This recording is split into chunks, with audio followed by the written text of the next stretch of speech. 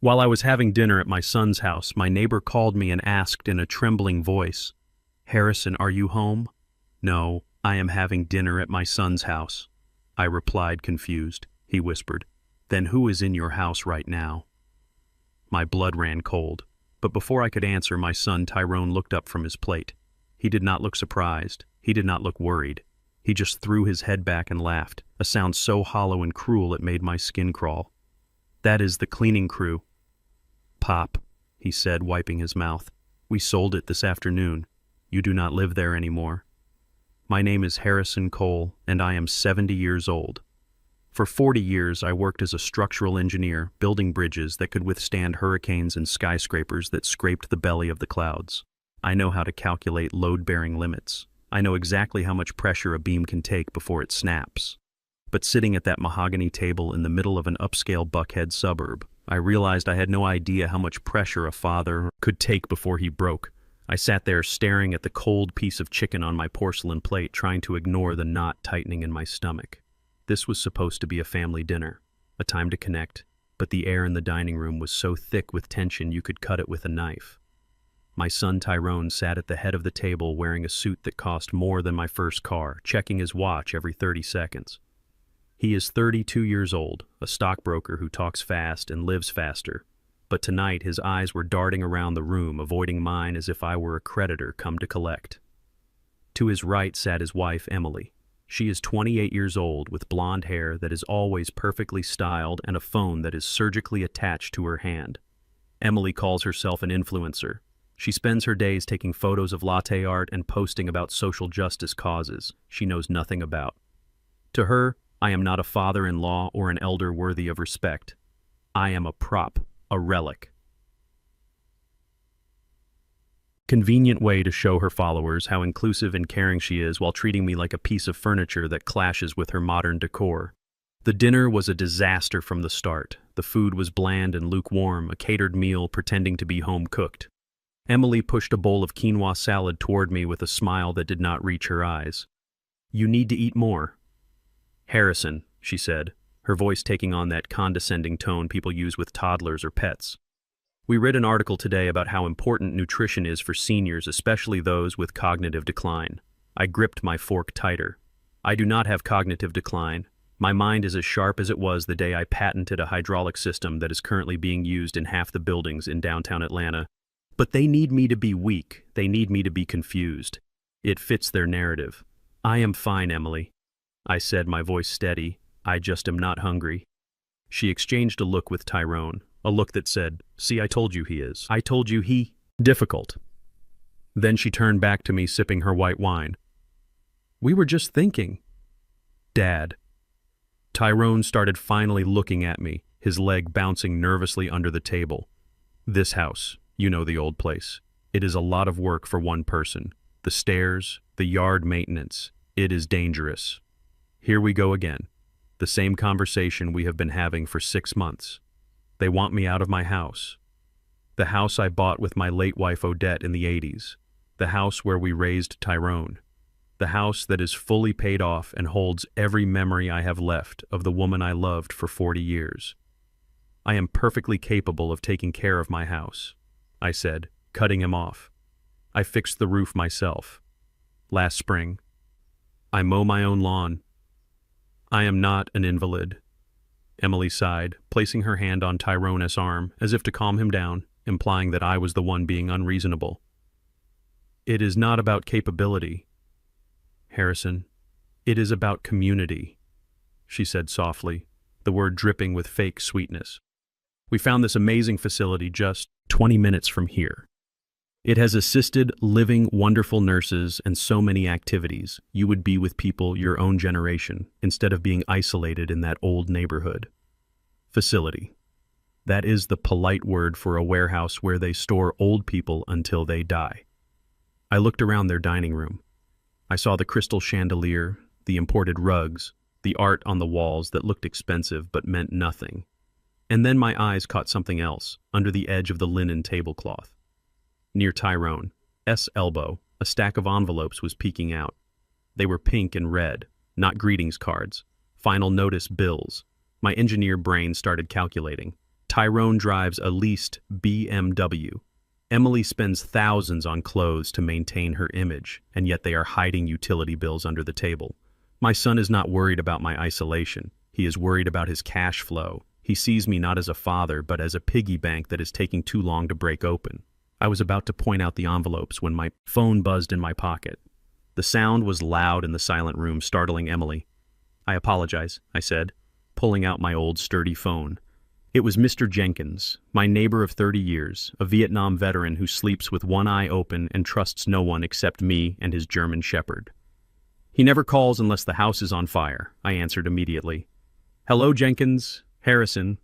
Jenkins' voice was low, tight, with a controlled panic that scared me more than if he had been screaming. "Where are you? Are you home?" "No, I am at Tyrone S. place for dinner." "Why? What is wrong?" "Listen to me carefully, Harrison.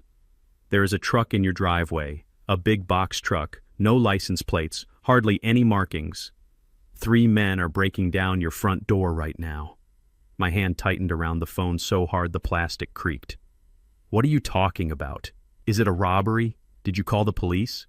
"I do not think it is a robbery, Harrison. They are not sneaking around. They are moving fast. They just carried out your recliner in Harrison. They just tossed a box of vinyl records onto the front lawn. It looks like they are clearing the place out. My vinyl collection. Odette gave me those records. The original Miles Davis pressings. The Coltrane albums we used to dance to on Sunday mornings. They were throwing them on the grass like trash." I stood up so abruptly my chair scraped loudly against the floor. Floor startling Emily, who dropped her fork. "Harrison, what is it?" she asked, annoyed. "Who is calling you at this hour?" I ignored her. My eyes locked onto Tyrone. He was not looking at me. He was looking at his wine glass, twirling the stem, his jaw clenched tight. "I am coming home, Jenkins. Do not let them leave." I barked into the phone and hung up. I looked at my son.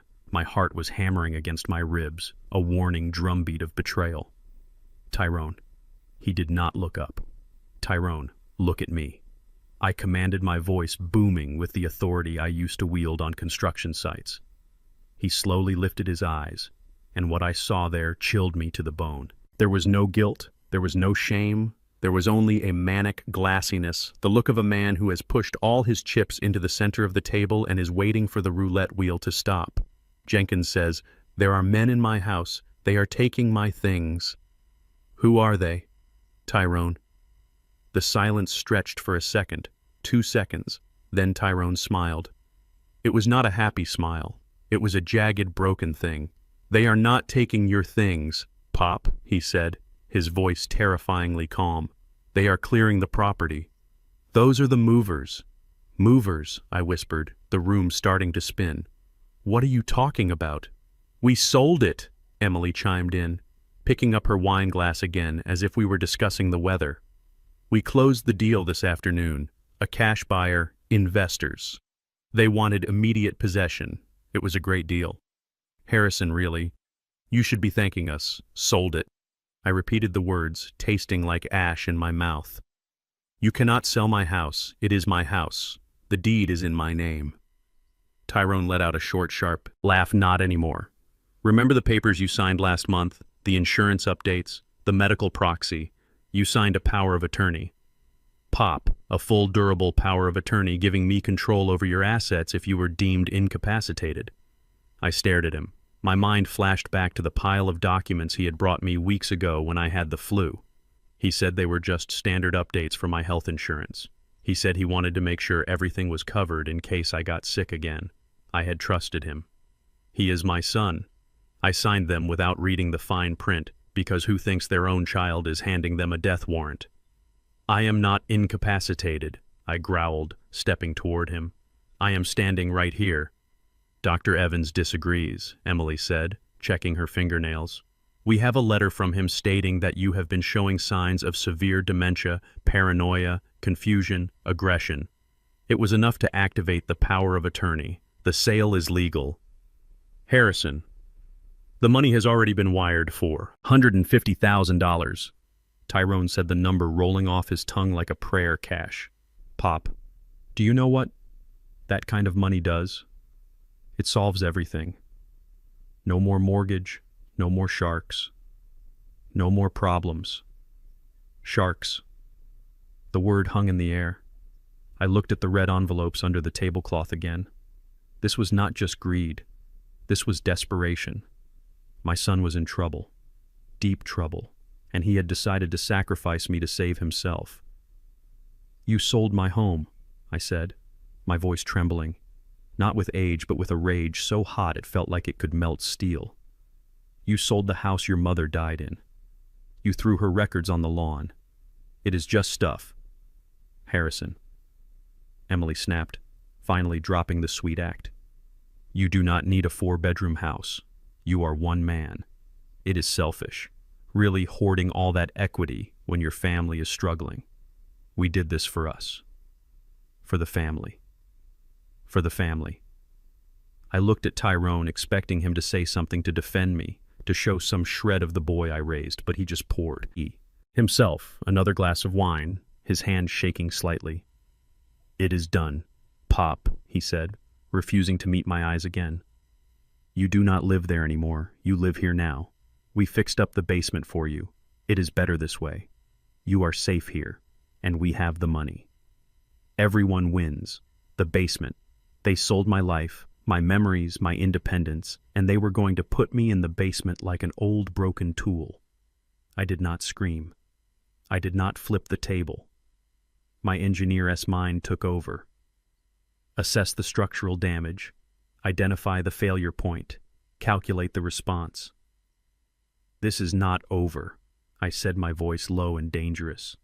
Tyrone laughed again. That awful hyena sound. "Oh, but it is. Pop, the locks are being changed as we speak. The new owners have the keys. And you," he pointed a finger at me, "you are just a confused old man who needs his son to take care of him. Sit down and eat your dinner. You are not going anywhere." I looked at the door, then I looked at the car keys sitting on the kitchen island. "My truck keys, key." Lunged. Tyrone was younger and faster, but he was soft. He had spent his life in air-conditioned offices, sitting in ergonomic chairs. I had spent 40 years climbing steel girders and carrying concrete. I hit him with a shoulder check that knocked the wind out of him and sent him crashing into the sideboard. Crystal glasses shattered, raining down like jagged confetti. Harris and Emily screamed, jumping up. "Stop it! You are crazy!" I grabbed my keys off the counter. My heart was pounding a frantic rhythm against my chest. "Run! Run! Run! I am going home!" I shouted over my shoulder. "You cannot drive!" Tyrone gasped, struggling to get up from the floor. "You are not insured anymore. I canceled it." I did not listen. I slammed the front door behind me and sprinted to my old Ford F-150.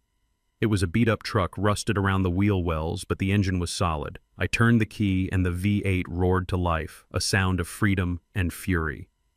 As I backed out of the driveway, I saw Tyrone running out the front door, his face red with rage. He was shouting something, waving his arms, but I was already gone. Tires screeching against the asphalt. I drove faster than I should have, my hands gripping the steering wheel so hard my knuckles turned white. The streetlights blurred past like streaks of fire. My mind was racing, trying to make sense of the nightmare. They sold it. They forged my consent. They think I am crazy. I reached for my phone again and dialed Jenkins. "I am 5 minutes away," I told him. "Are they still there?" "Yeah," Jenkins replied, his voice grim. "And Harrison, you better hurry. One of them just brought out a sledgehammer. They are taking down the framing on the porch. My porch. The porch I built with my own hands the summer Odette was pregnant with Tyrone. The porch where we sat and watched him learn to ride a bike. The porch where I held Odette's hand as she took her last breaths, enjoying the fresh air one last time. They were destroying it. I pressed the accelerator to the floor, the engine whined in protest, but the truck surged forward. I was not just fighting for a house. I was fighting for my dignity, for my history, and God help anyone who stood in my way. As I turned onto my street, I saw the flashing lights, not police lights, orange hazard lights. A massive dumpster was sitting in the middle of my driveway, overflowing with my furniture, my life piled up like garbage. And there in the yard were 3 men. One of them was swinging a sledgehammer into the railing of my porch. Splinters of wood flew into the night air. I did not stop. I did not slow down. I honked the horn, a long, angry blast, and drove my truck right up onto the lawn, aiming straight for the man with the hammer. He dove out of the way just in time, dropping the tool. I slammed on the brakes, the truck skidding to a halt, tearing up the grass. Odette used to tend so carefully. I kicked the door open and stepped out, grabbing the tire iron from behind the seat. "Get off my property!" I roared, my voice echoing through the quiet neighborhood. The men stopped looking at each other confused. They were big, burly men just doing a job. But they paused when they saw me. I might be 70 years old, but tonight, with the tire iron in my hand and the fire of betrayal in my eyes, I must have looked like a demon. "Hey, old-timer," one of them said, holding up his hands. "We have a work order," the owner said, to gut the place. "I am the owner," I shouted, swinging the iron through the air. "Make a move and I will show you how much fight this old man has left." Just then, a sleek black car screeched to a halt at the curb. Tyrone and Emily jumped out, followed closely by a police cruiser with its lights flashing. "Officer, that is him," Tyrone shouted, pointing at me dramatically. "That is my father. He is having a psychotic break. He has a weapon. He is dangerous." The two police officers stepped out of their car, hands hovering over their holsters. They were young, white, and looking at an angry black man holding a steel bar in a nice neighborhood. I knew exactly how this looked. Yeah. "Knew the danger I was in. Drop the weapon, sir," one of the officers yelled, blinding me with his flashlight. "Drop it now," I looked at Tyrone. He was standing behind the police, smirking slightly. He had the paperwork. He had the narrative. He had the power, or so he thought. I lowered the tire iron slowly, dropping it to the grass, raising my hands. "This is my house," I said, my voice breaking. "My son is stealing my house." "Sir." "Step away from the vehicle," the officer commanded, ignoring my words. "We have a report of a disturbance and trespassing." "Trespassing?" I laughed, a bitter, broken sound.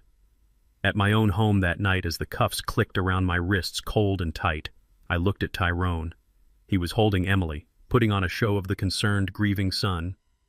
But his eyes were dead. "Do not worry, Pop," he whispered as the officer shoved me into the back of the squad car. "We will get you the help you need. The basement is waiting." He thought he had won. He thought the game was over. But as the police car pulled away, leaving my home to be torn apart by vultures, I made a vow. I am Harrison Cole. I built skyscrapers. I survived storms, and I was going to bring this whole house of cards crashing down on their heads no matter what it cost me. Before I continue this story, let me know where you are watching from in the comments below. Hit like and subscribe if you have ever had to stand up to family who underestimated your worth. You are not going anywhere, Harrison. Emily hissed, standing in the doorway with her arms crossed. She looked small and fragile in her designer silk blouse, but her eyes held the cold, dead stare of a shark. She blocked the exit to the kitchen, her body rigid. "You cannot drive. The insurance is canceled. Remember? And the keys to your truck are gone. I took them off your ring while you were in the bathroom." She held up a set of keys, dangling them tauntingly. The metal jingled a sound that was meant to make me feel helpless, like a child who had lost his privileges. She thought she had won. She thought that by taking the keys, she had stripped me of my agency. But Emily did not know about the spare key. I kept a duplicate ignition key on a small brass hook behind the pantry door, hidden under an old calendar. It was a habit from 40 years of marriage, a backup plan because Odette used to lose everything. I did not waste breath arguing. I did not beg. I calculated the distance between us and the structural integrity of the obstacle in my path. Tyrone was scrambling to his feet behind me, groaning from the shove I had given him moments ago. I had seconds before he recovered. I stepped forward, my heavy work boots thudding against the hardwood floor. Emily flinched, expecting me to hit her. I saw the flash of fear in her eyes, the realization that she had pushed a man too far. But I did not touch her. I am a man who builds things, not a man who strikes women. Instead, I reached past her, my arm brushing her shoulder as I ripped the pantry door open. I grabbed the brass key from its hook. The metal felt cold and sharp in my palm, a talisman of freedom. "What are you doing?" Tyrone shouted, lunging for me. He grabbed the back of my jacket, his fingers digging into the fabric. I spun around, using the momentum to break his grip. I was 70 years old and my joints ached when it rained, but I had spent my life lifting steel beams and pouring concrete. Tyrone had spent his life lifting lattes and poring over spreadsheets. There was no contest. I drove my shoulder into his chest, not hard enough to break ribs, but hard enough to knock the wind out of him again. He stumbled back, crashing into the kitchen island, gasping for air. "Harrison, stop!" Emily shrieked, her voice shrill and panicked. "You are having an episode. You are dangerous." I ignored her. I slammed the door leading to the garage and locked it behind me. The sound of the deadbolt sliding home was satisfying, a small victory in a night of defeats. I ran to my truck, my 1990 Ford F-150. It was beat up. The paint was peeling and the upholstery smelled like old coffee and sawdust, but it was mine. I jammed the spare key into the ignition and prayed. The engine sputtered once, twice, then roared to life with a familiar throaty growl.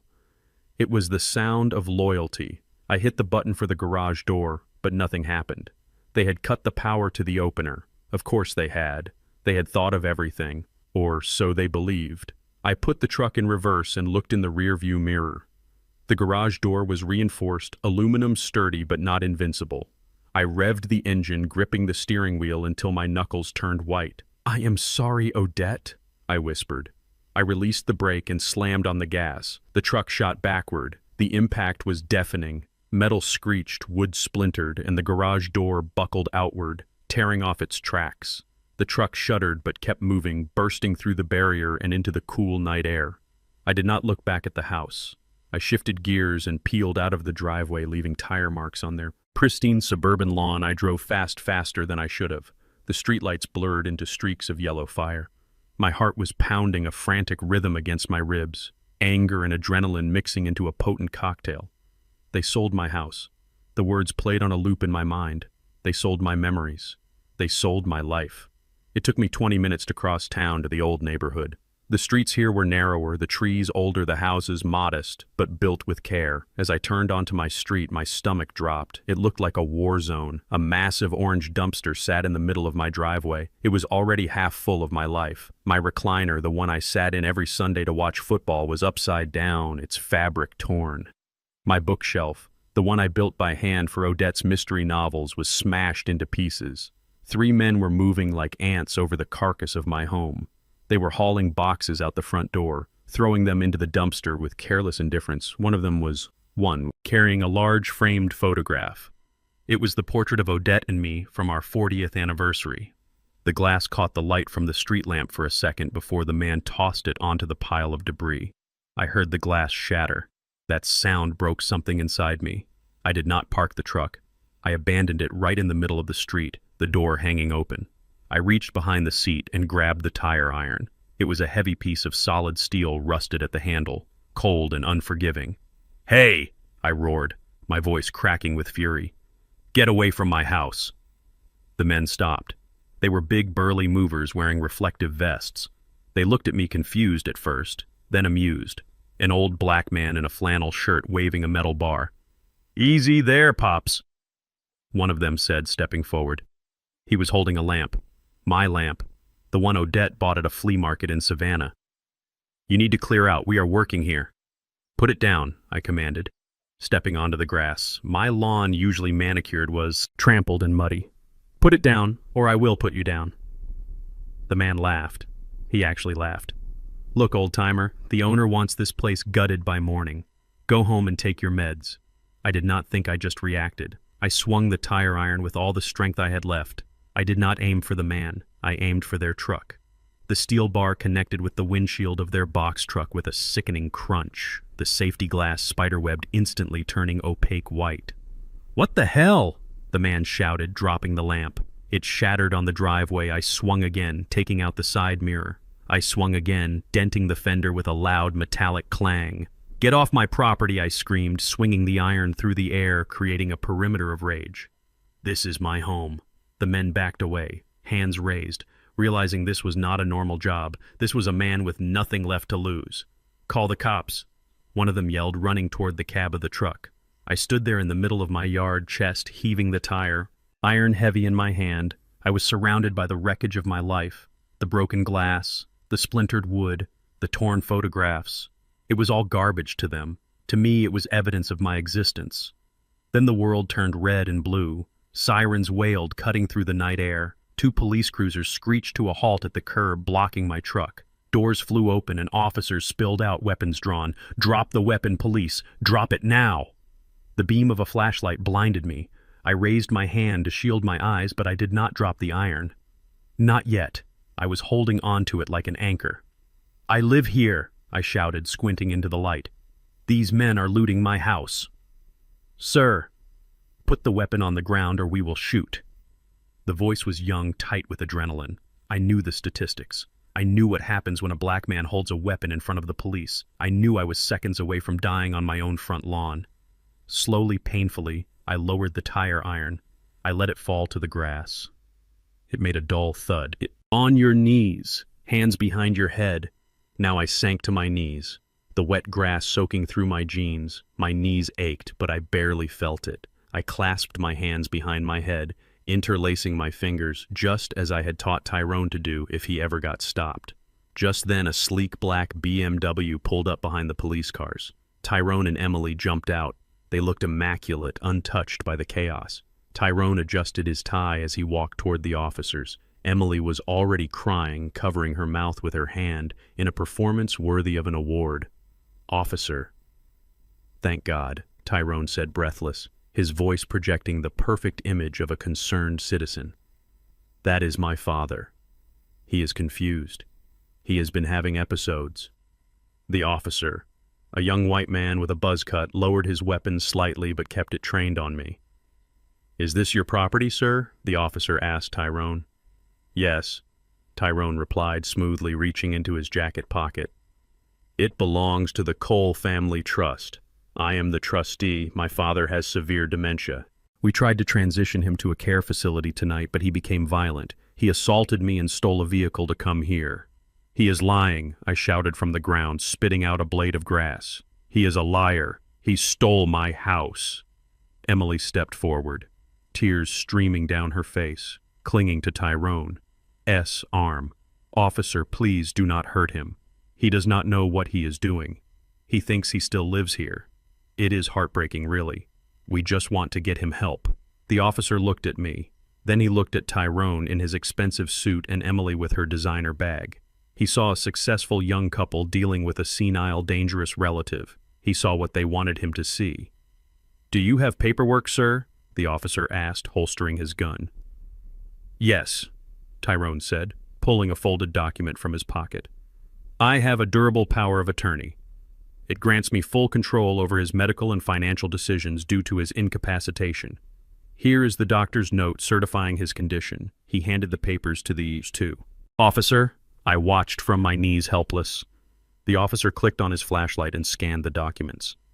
"This looks in order," the officer said, nodding. He turned to his partner. "Cuff him. Disturbing the peace, trespassing, and destruction of property." "Trespassing." I whispered the word, tasting like bile. "This is my house. My name is on the deed." "Not anymore, Harrison," Emily said softly, her voice dripping with fake sympathy as she walked past me toward the house, avoiding eye contact. "The house was sold this afternoon. The new owners take possession tomorrow. We are just clearing out the junk." "Junk," she called my life junk. The officer grabbed my wrists and pulled them behind my back. The handcuffs clicked shut, cold and tight, biting into my skin. I was hoisted to my feet, not gently. "You have the right to remain silent," the officer droned. But I stopped listening. I looked at Tyrone. He was standing by the dumpster watching me. His face was a mask of stone, but his eyes were dancing. He had won. He had the house. He had the money. He had the police on his side. "I am sorry." "Pop," he said loud enough for the officers to hear. "We are doing this for your own good. You are not safe on your own."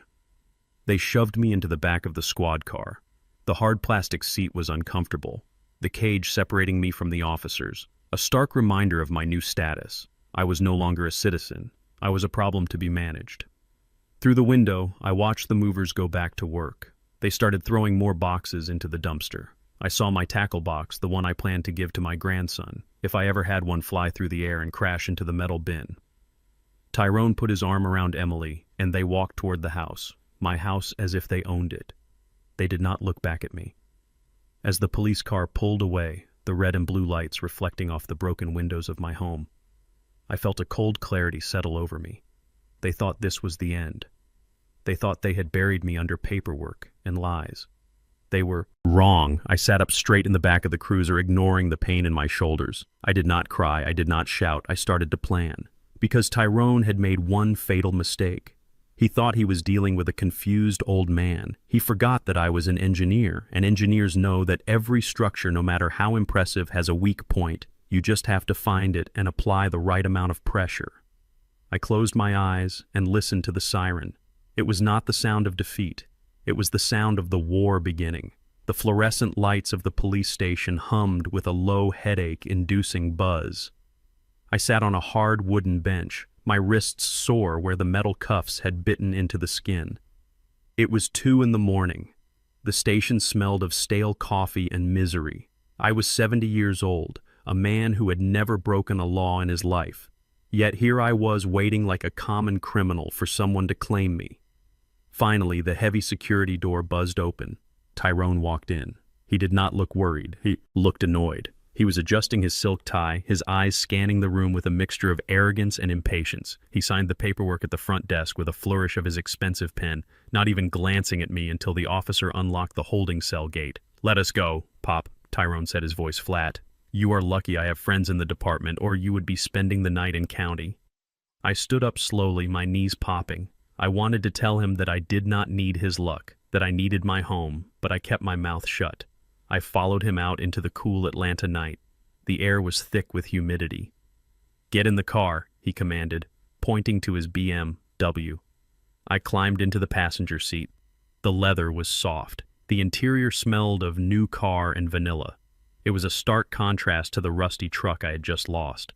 We drove in silence. The city lights blurred past, reflected in the dark windows. I watched the route, expecting him to turn toward the old neighborhood, toward the wreckage of my home. But he turned left toward the highway, toward Buckhead. "Where are we going?" I asked, my voice raspy. "We are going home," Tyrone replied, keeping his eyes on the road. "My house, not yours.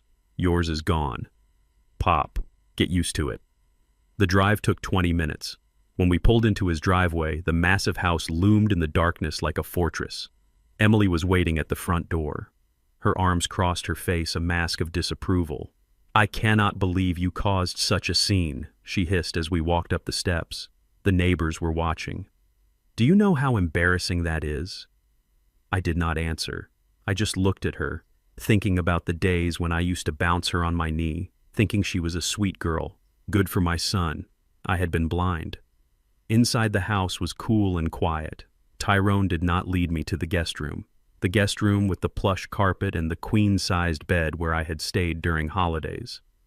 No, he led me to the kitchen and opened the narrow door that led downstairs, the basement down. "You go," Pop Tyrone said, gesturing into the darkness. I looked at him, then at the dark stairwell. "You are putting me in the cellar." "It is a finished basement," Tyrone said, defensive. "We put a bed down there. It is private.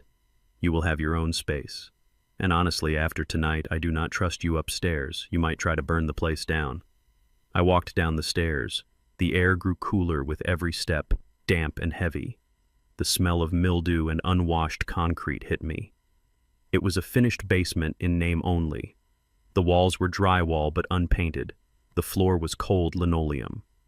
In the corner sat a lumpy twin mattress on a metal frame dressed with old sheets. I recognized from my house 20 years ago. "This is it," Tyrone said, standing at the top of the stairs. "Do not try to leave.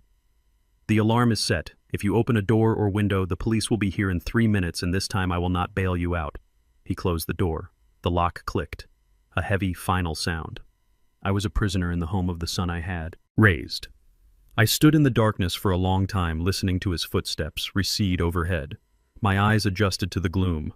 There was a small window high up on the wall covered by a metal grate, moonlight filtering through in thin bars. Most men would have screamed. Most men would have pounded on the door, begging to be let out, begging for dignity. But I am not most men. I am a structural engineer. I know that when a building collapses, you do not panic. You find the pocket of air, you conserve your oxygen, and you wait for the right moment to dig yourself out.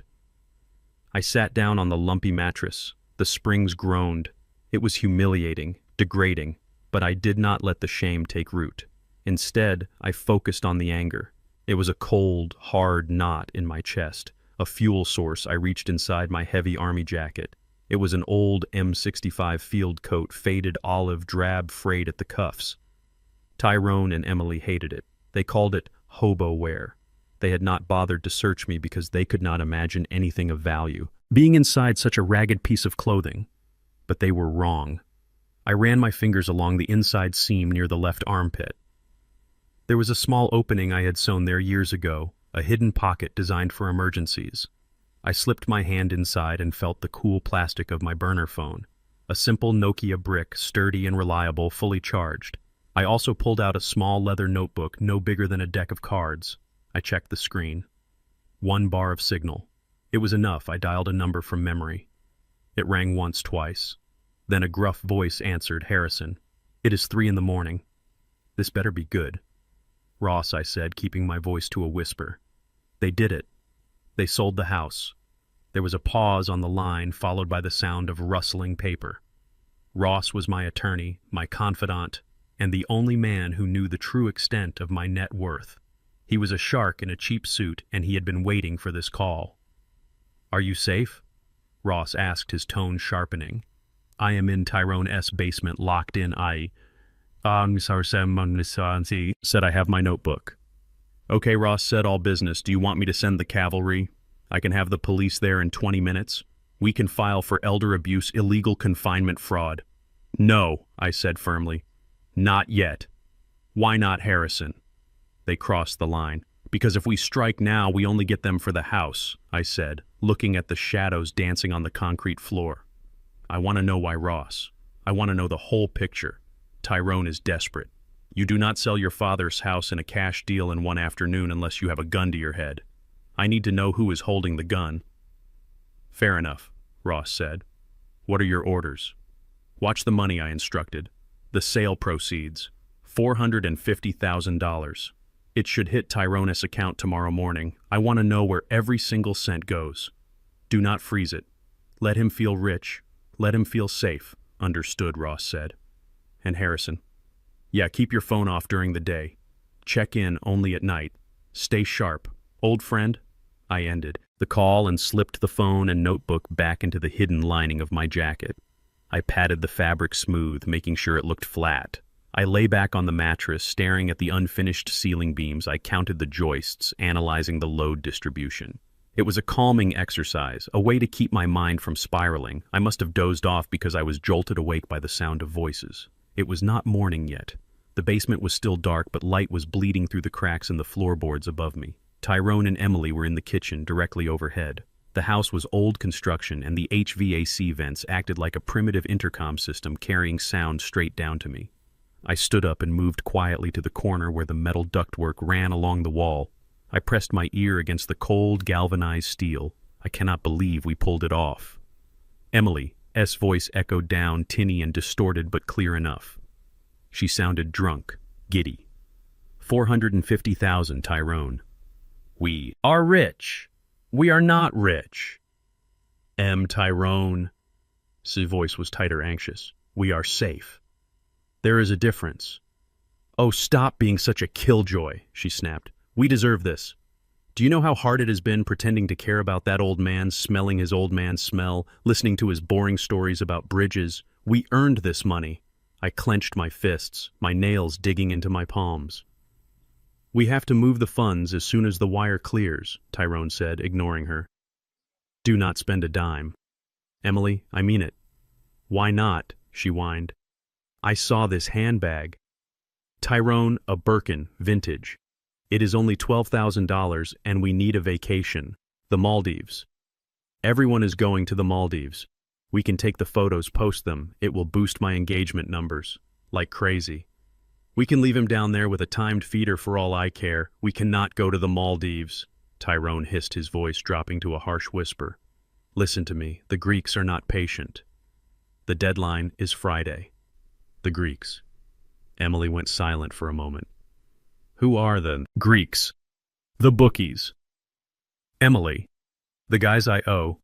Tyrone sounded like he was on the verge of tears. I am down $200,000. I tried to double down on tech stocks last month and lost. Then I tried to make it back on the games. It spiraled. Okay. They told me if I did not have the cash by Friday, they were going to break my legs, and then they were going to come for you. I froze against the ductwork. $200,000. My son was not just a bad investor. He was a gambler, and he was in deep with loan sharks. "Oh my God," Emily whispered, her voice trembling. "You owe $200,000. "Yes," Tyrone said. "But the house sold for $450. We pay the Greeks, and we still have $250,000 left. We are clear, Em. We are out of the hole. We can pay off the mortgage on this place, get the credit cards under control. We just have to keep the old man quiet for a few months until the heat dies down. Then we can dump him in a state home." So that was it. I was not just a burden. Was collateral damage in his gambling addiction. He had sold 40 years of my life to cover his mistakes. "And what about the rest?" Emily asked her, greed resurfacing quickly, fighting through the fear. 250 is not that much, Tyrone. We need more. We will get more, Tyrone assured her. I went through his papers in the basement. He has a pension. It is not huge, but it is steady. We can siphon that. And the truck? We can sell the truck for parts. It all adds up. We just have to keep him confused. Keep him drugged. Keep him down there. They laughed. It was a nervous, conspiratorial laugh, the laugh of two people who had just gotten away with murder and were already planning how to spend the inheritance. I stepped away from the vent, my heart beating a slow, heavy rhythm. My son was not just ungrateful, he was a criminal. He was willing to bury me in a basement and medicate me into oblivion to save his own skin. I walked back to the mattress and sat down. The anger was still there, but it had changed. It was no longer a hot fire, it was cold steel. They wanted to play games. They wanted to talk about money, about debts, about hiding assets. I touched the notebook inside my jacket. The notebook that contained the access codes to a trust fund in Delaware, holding royalties from 3 structural patents. I filed in 1992, patents that generated nearly $2 million a year in passive income. Tyrone thought he had won the lottery with a $400,000 house sale. He had no idea he was sitting on top of a gold mine, and he had no idea that the man in the basement held the detonator. I lay down and closed my eyes. For the first time in hours, I smiled. It was not a nice smile. It was the smile of a wolf watching a rabbit walk into a trap. Let them have their champagne, let them pay the Greeks. I thought I am going to take everything else. The sun had barely begun to bleed through the cracks in the floorboards above. When the lock on the basement door clicked open, I was already awake, sitting on the edge of the lumpy mattress, my back straight against the cold concrete wall. I had spent the night counting the rivets in the ductwork, keeping my mind sharp while my body ached from the dampness. My stomach growled, a hollow reminder that I had not eaten since the previous day before my life was stolen. Emily came down the stairs holding a tray. Her heels clicked loudly on the wooden steps, a sound that did not belong in a cellar. She was wearing a pink silk robe and her face was freshly scrubbed, but her eyes held a manic energy that made me tense. She looked like a nurse in a horror movie, the kind who smiles while tightening the straps. "Good morning, Harrison," she chirped, placing the tray on a cardboard box she was using as a table. "I brought you breakfast, oatmeal, and fruit, just the way you should be eating. And I brought your vitamins. You need to keep your strength up." I looked at the bowl of oatmeal. It was gray and lumpy, sitting next to a glass of orange juice that looked too bright. On the side of the tray was a small paper cup containing 2 pills. One was white, and round the other a capsule filled with blue powder. "I do not take vitamins." "Emily," I said, my voice raspy from disuse. "My doctor says my levels are fine." "Oh, but these are special," she said, pushing the cup toward me. "Tyrone and I spoke to a specialist. He said these are essential for your cognitive health. Brain food, Harrison. It will help with the confusion." Confusion. I stared at her. I knew exactly what day it was. I knew the load-bearing capacity of the beam directly above her head. I knew that the humidity in this room was rising, which meant it was likely raining outside. I was not the one who was confused. I picked up the cup and sniffed it subtly. I spent 40 years working with industrial materials, solvents, and chemical compounds. You do not spend that much time on construction sites without learning to identify things by smell. The white pill had a faint, chalky odor, but the blue capsule smelled bitter, metallic. It was not a vitamin. It smelled like a sedative, specifically a benzodiazepine derivative often used to subdue agitated patients. They were drugging me. They wanted me pliable, quiet, and drooling. I looked up at Emily. She was watching me closely, her hands clasped in front of her, waiting. If I refused, she would call Tyrone. He would force it down my throat. Or worse, they would call the doctors they had bribed and say I was refusing medication, proving my incompetence. I had to play their game. "Thank you, Emily," I said, forcing a tremor into my hand. "I appreciate you taking care of me." I put the pills in my mouth, but I did not swallow. I slid them under my tongue, a trick I had seen a man do in the army 50 years ago. I took a large gulp of orange juice, making a show of swallowing, hard, wincing as if the pills were large. "Good job," she cooed, patting my shoulder like I was a golden retriever. "Now eat up. I will come back for the tray later." She turned and clip-clopped back up the stairs, locking the door behind her. The moment the bolt slid home, I rushed to the small utility sink in the corner. I spat the pills into my hand. The blue capsule had already started to dissolve, leaving a bitter taste in my mouth. I turned on the tap, just a trickle to avoid noise, and washed my mouth out, scraping my tongue with my teeth. I looked at the pills in my palm. They were strong enough to knock out a horse. If I had taken them, I would have been asleep in 20 minutes, waking up foggy and disoriented, exactly how they wanted me. I crushed the pills under my boot, grinding them into fine powder, then washed the dust down the drain. I ate the oatmeal even though it tasted like paste. I needed the energy. I was going to need every ounce of strength for what was coming. 2 hours later, the door opened again.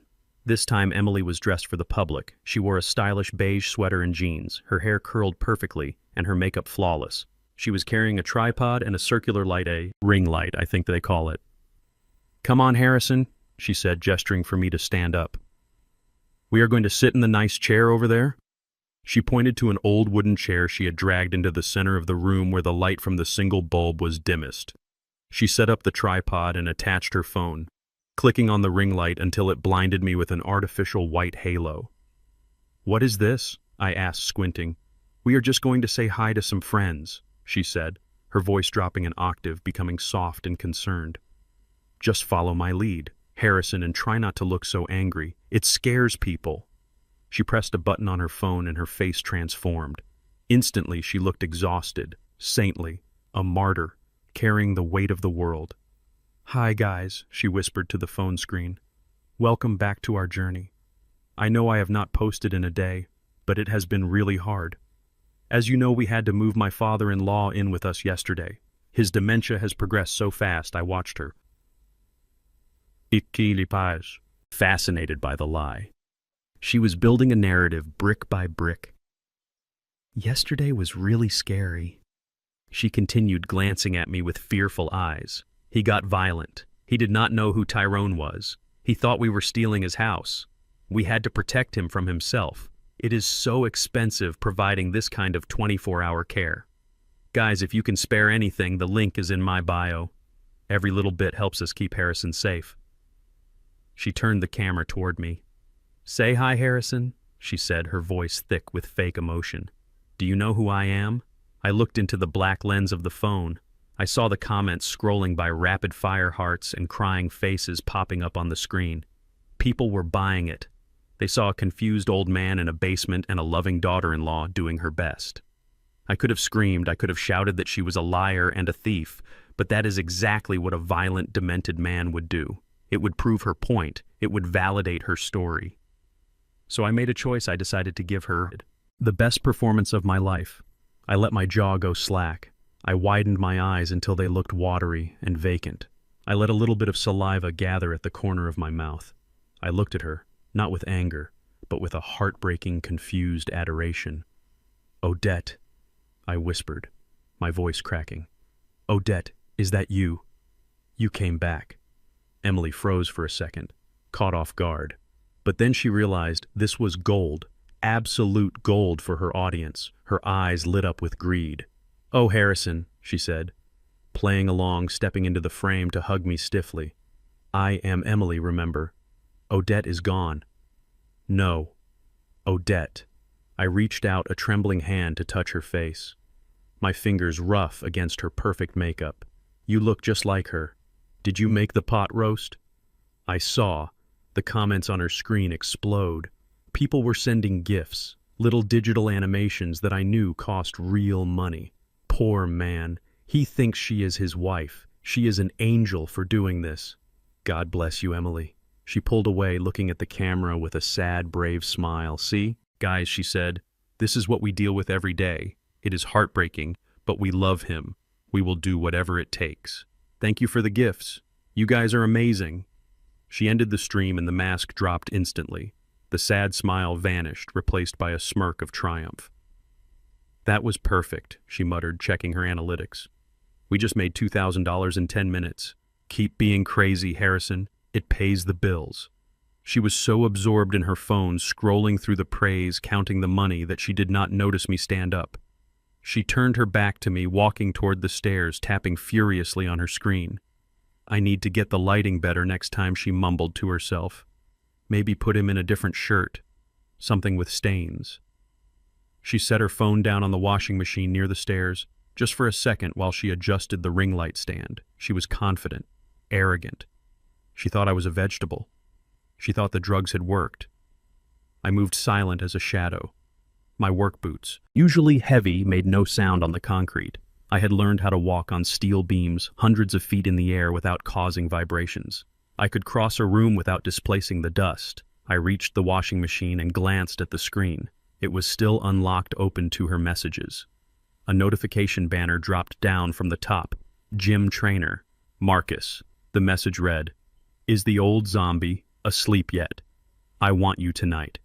Ty does not have to know." My heart hammered against my ribs. Gym trainer. Marcus. The message was intimate, disrespectful, and damning. Not only was she stealing my money and my house, she was cheating on the husband who was destroying his soul to give her everything she wanted. Tyrone was a fool. A criminal, yes, but a fool. He had sold his father down the river for a woman who was laughing at him with another man. I reached inside my jacket and pulled out the Nokia brick. I had snapped a photo of the screen before the banner disappeared. The image was grainy but legible. Jim. Trainer Marcus asking for my daughter-in-law while my son was likely upstairs counting the money from my house. I slipped the Nokia back into my pocket and stepped back to the chair, sitting down just as Emily turned around. "Okay, Harrison," she said, grabbing her phone without checking it. "Stay put. I have to go edit this footage. Do not make any noise." She unlocked the door and went upstairs, leaving me in the semi-darkness again. I sat there listening to the click of the lock. The anger I felt was different now. It was not just about the house or the money. It was about the betrayal, the layers of it. She was using me to get sympathy, money from strangers. She was drugging me to keep me compliant, and she was betraying Tyrone while he betrayed me. It was a house of cards built on lies and greed, and I had just found the loose thread that could unravel the whole thing. I touched the pocket where the Nokia sat warm against my chest. I had the photo, I had the knowledge. Now I just needed the right moment to use it. I leaned back against the wall and closed my eyes, picturing the structural blueprints of a demolition. You do not just blow everything up at once. You weaken the supports, you drill the holes, you plant the charges, and then when everything is ready, you push the button. I was not just a prisoner in a basement anymore. I was the saboteur inside their walls, and they had no idea I was awake. I sat in the dark on the edge of the mattress and closed my eyes, letting the damp chill of the basement seep into my bones to keep me alert. In the silence of my confinement, my mind drifted back to 1984. I was not sitting in a cellar. Then I was standing on a windswept platform 40 stories above the streets of Chicago, holding a blueprint that would change the skyline. They called it the coal dampener system. It was a hydraulic counterweight mechanism designed to help skyscrapers sway against high winds without snapping. It was elegant, it was simple, and it was mine. I filed the patent 3 months later, followed by 2 more for seismic reinforcement and bridge pylons. Tyrone thinks I am a retired city worker living on a meager pension. He sees the rusted truck and the worn-out flannel shirts and assumes I am scraping by checking for coupons at the grocery store. He has no idea that every time a skyscraper in Tokyo survives a typhoon or a bridge in San Francisco withstands a tremor, a deposit is made into a blind trust in Delaware, $2 million a year, for 30 years. The money piled up quiet and unseen like silt at the bottom of a river. I never touched it. I lived off my salary because I wanted to teach my son the value of $1. I wanted him to build his own life. not stand on a pile of my cash and call himself tall. Now, as I sat in the prison he had built for me, I realized my mistake. I had hidden the money so well that he thought I was worthless. I had taught him that I was a man of small means, so he treated me with small respect. He did not know he had locked a multimillionaire in his basement. He did not know that the man he was planning to discard like trash could buy and sell him 10 times over before breakfast. The sound of the lock turning snapped me back to the present. The door swung open and light flooded the stairs, blinding me momentarily. Tyrone stomped down the steps, holding a bundle of fabric. He looked manic, his eyes wide and bloodshot, his tie loosened around his neck. He threw the bundle at me. It hit my chest with a dusty thud. "Put these on," he ordered, his voice tight with stress. I unfolded the clothes. It was a pair of stained sweatpants with a hole in the knee and a t-shirt that smelled of mildew and old sweat. They were rags, the kind of clothes you would find in a donation bin that had been rejected. Why, I asked, dropping them on the mattress. "Because Dr. Evans is coming at 4 o'clock, Tyrone said, pacing the small room like a caged animal. "He needs to see the decline. Pop, you need to look the part. You are not Harrison, Cole the engineer, anymore. You are Harrison, the senile old man who wets himself and forgets his own name." He stopped pacing and looked at me with disgust. He reached into his pocket and pulled out my wallet. It was an old leather bifold cracked at the spine, shaped to my hip from years of use. He flipped it open and pulled out the cash inside. $40. He laughed, a short barking sound that echoed off the concrete walls. $40. Pop. This is it. This is your whole life. A lifetime of working with your hands getting dirty, sweating in the sun, and this is what you have to show for it. He threw the bills on the floor as if they were contaminated. "You are pathetic," he spat. "You spent your whole life being careful, saving pennies, fixing your own roof. And look where it got you. You are broke, you are old, and you are in my basement wearing my cast-offs." I looked at the bills on the floor. I did not pick them up. I looked at my son standing there in his Italian suit that I knew he had bought on. Credit sneering at the $40 that I had earned with honest work. "You measure a man by his wallet, Tyrone," I said softly. "That is why you are empty." He stepped forward, his face twisting into a snarl. "Do not lecture me, old man. You do not get to lecture me. You are the failure here, not me. I am making moves. I am closing deals. I just sold a house for $500,000. What have you done lately besides drool?" He did not wait for an answer. He kicked the mattress, sending dust motes dancing into the light. "Put on the rags," he commanded. "If you are not wearing them when I come back down with the doctor, I will make you regret it, and do not try anything stupid. Evans is on my payroll. He sees what I pay him to see." He turned and stormed up the stairs, slamming the door and locking it with a heavy mechanical clack. I waited until his footsteps faded into the kitchen above. Then I stood up, I picked up the rags and folded them neatly, placing them on the chair. I would wear them later. I would play his game for now. But tonight the game would change. I went to the small window high on the wall. It was a narrow, rectangular opening meant for ventilation, covered by a metal grate and a layer of grime. Earlier that afternoon, while Emily was busy editing her video, I had used a loose nail I found behind the washing machine to work on the screws holding the grate in place. It had taken hours of patient, silent scraping. The screws were rusted, painted over layers of neglect, but rust has a yield point. I had applied torque, slowly, consistently, turning them a fraction of a millimeter at a time. I climbed up onto the washing machine, my boots finding purchase on the metal lid. I reached up and tested the grate. It was loose. I pushed gently and it swung outward, revealing a slice of the night sky and the overgrown bushes of the backyard. The opening was tight, maybe 14 inches high, but I was not a wide man. I took off my heavy jacket and pushed it through first. Then I hoisted myself up. I felt the rough concrete scrape against my ribs, a sharp pain that told me I was alive. I exhaled completely, collapsing my chest and wiggled through the opening. My shoulders scraping the sides, I tumbled out onto the damp earth, landing in the mulch behind the hydrangea bushes. The air smelled of wet grass and exhaust fumes. Freedom. I put my jacket back on, checking the pocket. The Nokia and the notebook were safe.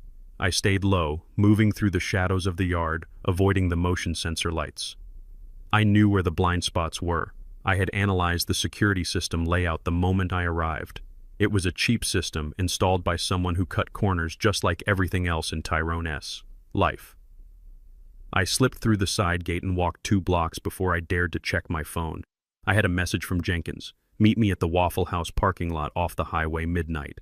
It was a 20-minute walk. My legs ached, but my adrenaline was pumping, keeping the fatigue at bay. I pulled my collar up and pulled my head down, looking like just another homeless old man wandering the night. Tyrone was right about one thing. I looked the part. I saw Jenkins' truck parked in the far corner of the lot under a flickering street lamp.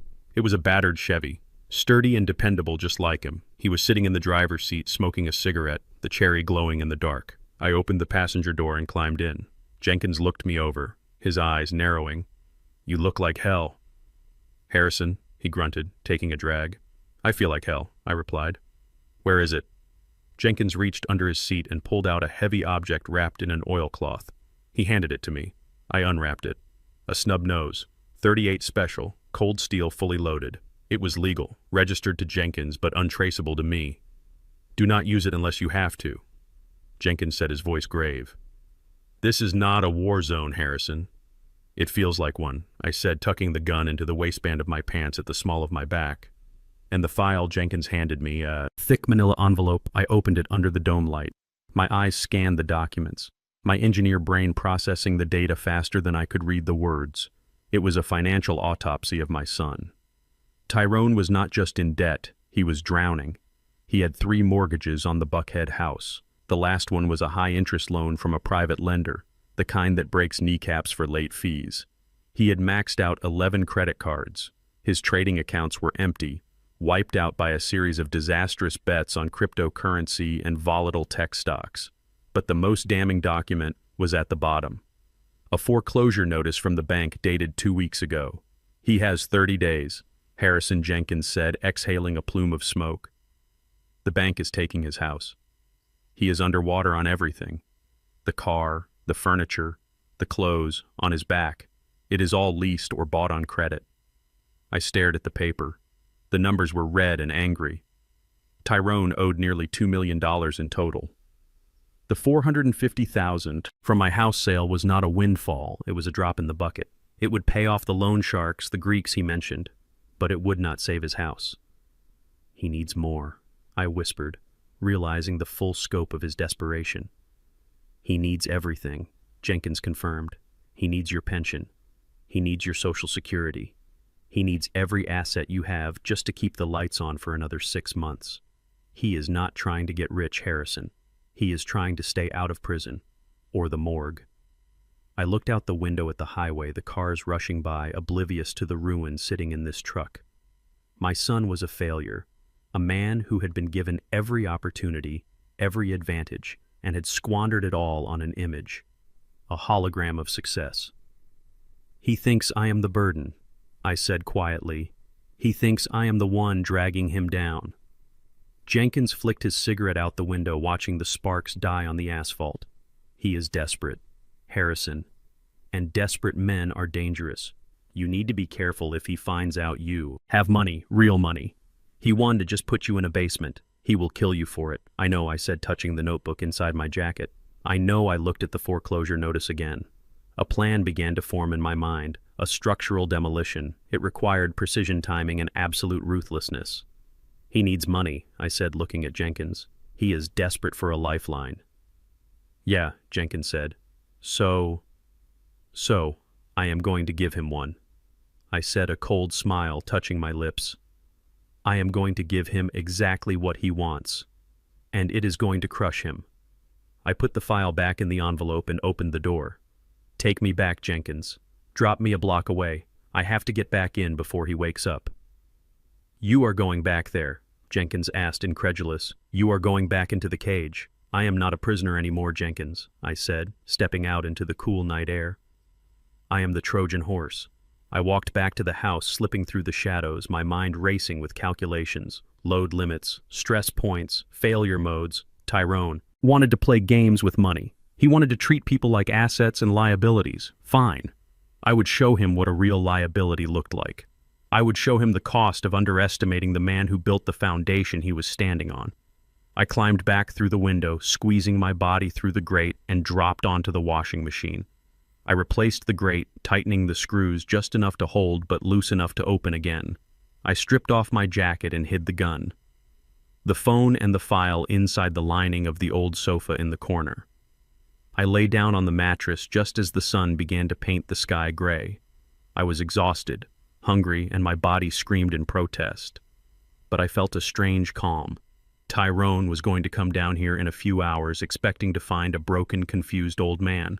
Instead, he was going to find a gold mine, and he was going to dig until he buried himself alive. The heavy deadbolt slid back with a metallic clack that echoed against the cinder block walls like a gunshot. I was already sitting up on the edge of the mattress, my hands resting on my knees, waiting. The morning light was just a gray suggestion filtering through the cracks in the ceiling, but down here, time was measured by the visits of my jailers. Tyrone stomped down the stairs, bringing with him the smell of expensive cologne and stale anxiety. He was wearing the same suit from yesterday, but it looked rumpled now as if he had slept in it, or had not slept at all.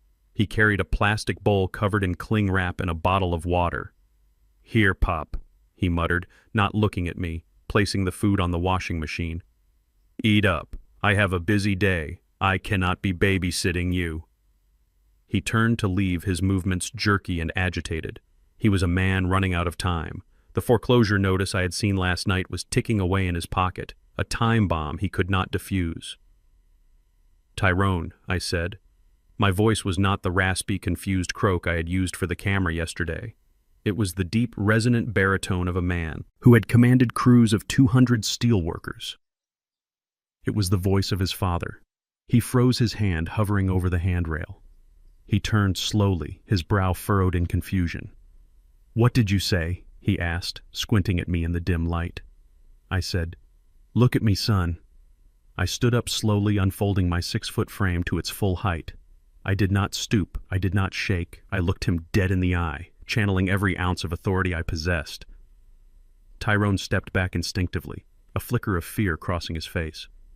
"You took your meds, right?" Emily said. "You took them. You are supposed to be calm." "I am calm, Tyrone. I am clearer than I have been in months." I took a step toward him. I saw his eyes dart to the door, wondering if he could make it up the stairs and lock me in again, but curiosity held him. Curiosity and the desperate hope that maybe, just maybe, I had something to say that could save him. I had a moment of clarity last night. I lied, my voice steady and convincing. Maybe it was the shock of the move, or maybe the fog just lifted for a minute. But I remembered something. Something important. Tyrone crossed his arms, trying to regain his composure. "What are you talking about?" "Pop, go back to sleep. You are imagining things." "I am not imagining this," I said, leaning against the washing machine, casual, confident. I remembered the safety deposit box. Tyrone scoffed. "You do not have a safety deposit box." "Pop, we checked your accounts. We checked everything.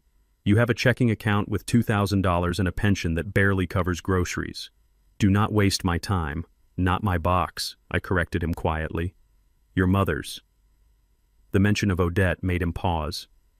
He knew his mother was the one who handled the savings, the one who tucked money away in coffee cans and under mattresses, the one who planned for rainy days. "Mom," he asked, his voice losing its edge. "What about Mom? Before she got sick back in '92, she was worried about the economy. Remember the recession? She did not trust the banks with everything, so she bought government bonds, treasury bonds, bearer bonds, the kind that belong to whoever holds them." I watched his face carefully. I saw the wheels turning, the greed starting to wake up behind his eyes. "Bonds," he repeated. "How much?" I scratched my chin, pretending to think hard, digging through the haze of a memory that did not exist. She put them in a box at the old First National branch downtown, the one with the marble columns. I think there was about $500,000 worth back then, with interest. Well, you do the math. $500,000. The number hung in the damp air like a spell. Tyrone's mouth opened slightly. His breath hitched. I could practically hear his heart rate accelerating. $500,000 was exactly what he needed. It was enough to pay off the loan sharks, the Greeks enough to stall the foreclosure, and enough to keep up his facade for another year. He licked his lips, his eyes wide. "Are you sure, Pop? Are you sure it was 500,000? Nodded, grave and serious. "That is why I never spent money. Tyrone. That was our nest egg. We were saving it for you for your future. But then Mom died and I could not bear to go down there and open that box. It hurt too much, so I left it, and then I forgot about it until last night. Tyrone grabbed my shoulders, his grip tight, desperate. This is real, Pop. Tell me this is real. Do not mess with me, it is real, son. I said, looking him in the eye, lying with the ease of a sociopath. It is sitting there waiting. But you know how those old boxes work. You need the physical key, and you need me to sign for it. Tyrone let go of me and spun around, pacing the small room, running his hands through his hair. He let out a breathless laugh, a sound of pure manic relief. Oh my God, he whispered. Oh my God, this changes everything. 500 grand. He pulled out his phone, his fingers flying across the screen. Emily, get down here. Now, he shouted into the receiver. No, do not ask questions. Just get down to the basement. Now. He hung up and looked at me with a new expression. It was not love. It was not respect. It was the look a starving man gives a piece of meat. I was valuable again. 2 minutes later, Emily came clattering down the stairs. She was wearing a silk sleep mask pushed up on her forehead and a look of sheer irritation. What is it, Tyrone? She snapped, pulling her robe tight. It smells like mold down here. Why are you waking me up? Shut up and listen, Tyrone said, grabbing her arm. Pop remembers something. He says Mom left a safety deposit box with bonds, $500,000 worth. Emily stopped complaining. Her eyes went wide, blinking rapidly as she processed the number. She looked from Tyrone to me, her expression shifting instantly from annoyance to predatory focus. $500,000, she breathed. Is he lying? Is he having an episode? He is lucid. Look at him. He remembers the bank. He remembers the year. It makes sense. Mom was always squirreling money away. Emily walked up to me, invading my personal space, smelling of expensive night cream. Harrison, she said, her voice dropping into that fake sweet register she used for her videos. Is this true? Is there really money? Yes, Emily, I said, playing the part of the weary old man trying to help his family. It is there. I want you to have it. I do not need it anymore. Not down here. She squealed, a high-pitched sound of delight, and hugged Tyrone, jumping up and down. We are saved, she cried. We can pay the house. We can go to the Maldives. Oh, Tyrone, I knew there was a reason we kept him like a stray dog. They had decided not to euthanize yet. Okay, Tyrone said, separating himself from her, trying to take charge. We need to move fast. The bank opens at 9. We need to get that box today, before the Greeks call again. He turned to me, his face intense, focused. Where is the key? Pop, you said. We need a key. Where is it? I hesitated, creating a moment of suspense. I rubbed my forehead as if trying to summon the memory through a fog of age. The key, I muttered, closing my eyes. It was a small brass key. Mom kept it in a special place. She said it had to be somewhere nobody would look. Somewhere safe. Think. Harrison. Emily urged her, nails digging into my arm. Where is it? Is it in your wallet? We checked your wallet. No, not in my wallet. I opened my eyes, looking at them with feigned sadness. She sewed it inside the lining of her favorite thing. She wanted to keep it close. What thing? Tyrone demanded, shaking me slightly. What thing? Pop, the teddy bear, I said softly. That old tattered bear she kept on her bedside table. The one with the missing eye. Mr. Cubby. She sewed it into the stuffing of the stomach. The room went silent. Deathly silent. Tyrone's face went pale, the blood draining out of it until he looked like a wax figure. Emily's hand flew to her mouth, her eyes widening in horror. They looked at each other, and a silent scream passed between them. Mr. Cubby, Tyrone whispered, his voice trembling. Yeah, I said, innocent and oblivious it was on. The nightstand when you guys moved me out. Did you bring it here? It should be in one of the boxes. Tyrone looked at Emily, panic rising in his chest like bile. Emily, he choked out. The boxes. The stuff from the bedroom. What did you do with the bear? I don't know, Emily stammered, backing away. I mean, it was old. It was dirty, Tyrone. It smelled like dust and sickness. What did you do with it? Tyrone roared, grabbing her shoulders and shaking her. Did you pack it? No, she screamed, pushing him away. I threw it out. Okay, I threw it out yesterday. It was garbage. It was a gross old toy. Why would I keep that? You threw it out, Tyrone screamed, his voice cracking. You threw out $500,000. I threw out everything, Emily yelled back, hysterical. You told me to clear the house, Tyrone. You said get rid of the junk. We rented the dumpster. Remember? The big orange one. The dumpster. Tyrone spun around and looked at me. Horror written all over his face. Pop the dumpster in the driveway. Is it still there? Did they pick it up yet? I shrugged. Calm as a frozen lake. I do not know, son. You were the one who ordered the crew. I think the schedule said pickup was this morning. This morning. Tyrone checked his watch. It was 6:30 in the morning. The sanitation trucks usually came at 7. Oh, God. Tyrone gasped, clutching his chest. He looked like he was having a heart attack. We have to go. We have to go right now. He grabbed Emily's hand, dragging her toward the stairs. Move! Move! He shouted, pushing her up the steps. But I am not dressed, Emily wailed. I am in my pajamas. I do not care, Tyrone screamed. Get in the car. We are going to the dump. We are going to the house. We have to find that bear. They scrambled up the stairs, tripping over each other in their greed and panic. I heard them running through the kitchen keys, jingling, a door slamming, and then the roar of the BMW engine peeling out of the driveway. I stood alone in the basement, listening to the silence return. They were gone. They were driving across town, breaking every speed limit to go dive into a dumpster filled with the debris of the life they had destroyed. They were going to dig through trash, through broken glass, through the memories they had discarded, looking for a stuffed bear that did not exist. There was no key. There were no bonds. There was only a lie. I had planted in their minds a seed of greed that had bloomed instantly. I walked over to the washing machine and picked up the bottle of water Tyrone had left. I took a long drink, enjoying the cool liquid. They would be gone for hours. The dump was massive, and if the truck had already come, they would have to chase it down, possibly all the way to the municipal landfill. They would be knee-deep in filth, fighting rats and seagulls, looking for a phantom fortune. And while they were gone, the house was mine. I went to the door. It was locked from the outside, of course, but that was not a problem anymore. I had analyzed the hinges yesterday. They were external hinges. Cheap, contractor grade, meant for interior doors. Putting a hollow core door on a security perimeter was a mistake only an amateur would make. I took the spoon from the oatmeal bowl. It was flimsy metal, but the pin in the hinge was loose. I worked the handle of the spoon under the head of the pin and tapped it upward with the heel of my boot. 1 pin. 2 pins. 3. The door sagged in the frame. I pulled it gently from the handle side and it swung open backward, leaving the locked side engaged. But the doorway clear. I stepped out into the kitchen. The house was quiet. The morning sun was streaming through the windows, illuminating the dust motes dancing in the air.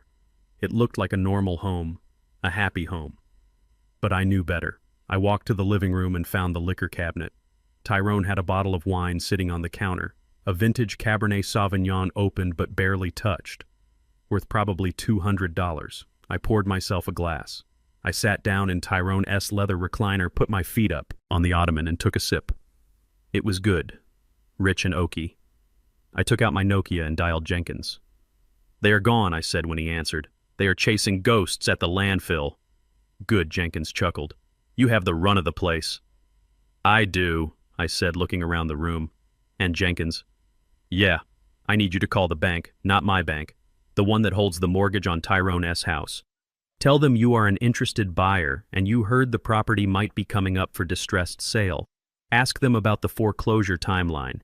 You are going to squeeze him, Jenkins asked. I am going to crush him, I said, taking another sip of wine.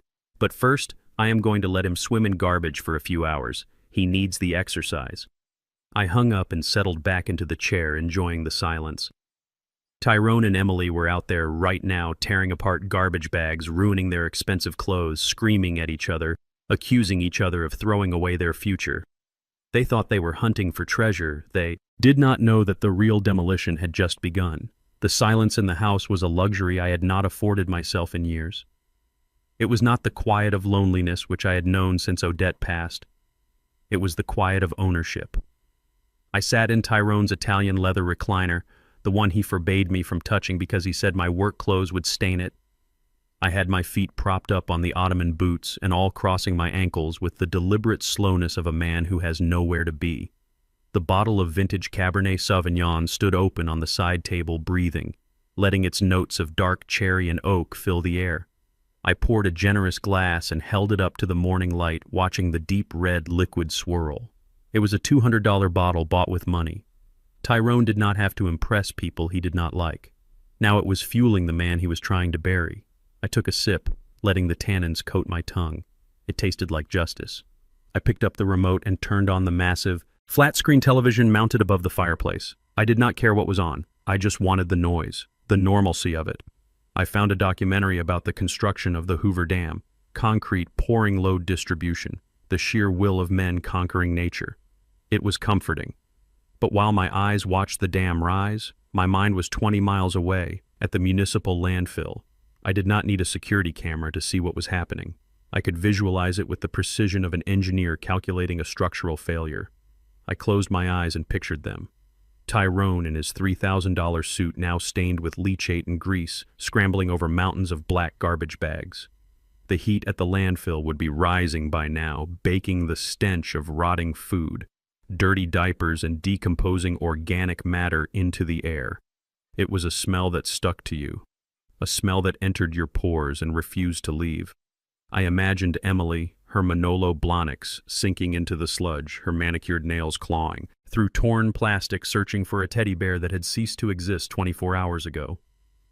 They would be screaming at each other, blaming one another for the loss of the fortune, Tyrone cursing her for throwing away the bear, Emily screeching that she did not know. They were two rats in a maze chasing the smell of cheese, ignoring the trap, snapping shut behind them. I took another sip of wine, feeling the warmth spread through my chest. This was not cruelty, it was education. They needed to learn the value of $1, and there is no better teacher than digging through filth for a phantom fortune. They thought they were hunting for $500,000. In reality, they were hunting for their own dignity, and they were not going to find it. I checked my watch. It had been 4 hours. The drive to the dump was 40 minutes. The intake line would have been long, then they would have had to bribe or beg the site manager to let them search the active dumping ground. That meant they had been knee-deep in trash for at least 2 hours. They would be exhausted, dehydrated, and desperate. They would be reaching the breaking point. I poured another glass of wine and waited. The documentary shifted to the installation of the turbines, massive steel beasts designed to generate power. I felt a kinship with them. I was generating power too, silent and unseen, waiting to release the current. Around noon, I heard the rumble of the BMW engine in the driveway. It did not sound smooth and arrogant like it usually did. It sounded rough, hurried. The car door slammed with a violence that shook the front window. Then a second slam. I did not move. I stayed in the recliner, my glass in hand, my eyes fixed on the television screen. The front door flew open, banging against the wall. The smell hit me before they did. It was a wave of sour milk decay and hot garbage rolling into the air-conditioned sanctuary of the living room. Tyrone stood in the entryway. He was unrecognizable. His suit jacket was gone. His white dress shirt was torn at the shoulder and stained brown and gray. His hair, usually gelled to perfection, was matted with sweat and grime. Dirt streaked across his face like war paint. He was panting, his chest heaving, his eyes wild and bloodshot. Behind him, Emily looked like a broken doll. Her floral dress was ruined, ripped at the hem and covered in mud. She was holding one of her shoes. The heel snapped off. Her mascara had run down her cheeks in black rivers mixing with the dirt. She was shivering despite the heat. They stared at me. They stared at the old man they had locked in the basement, sitting in the master of the house chair, drinking their wine, watching their TV. Harrison. Emily whispered, her voice cracking. "You are out!"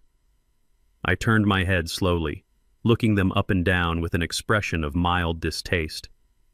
"You two smell terrible," I said calmly, taking a sip of wine. "Did you find Mr. Cubby?" Tyrone let out a roar, a sound that was half human, half animal. He charged across the room, ignoring the kiwi expensive rug he was ruining with his boots.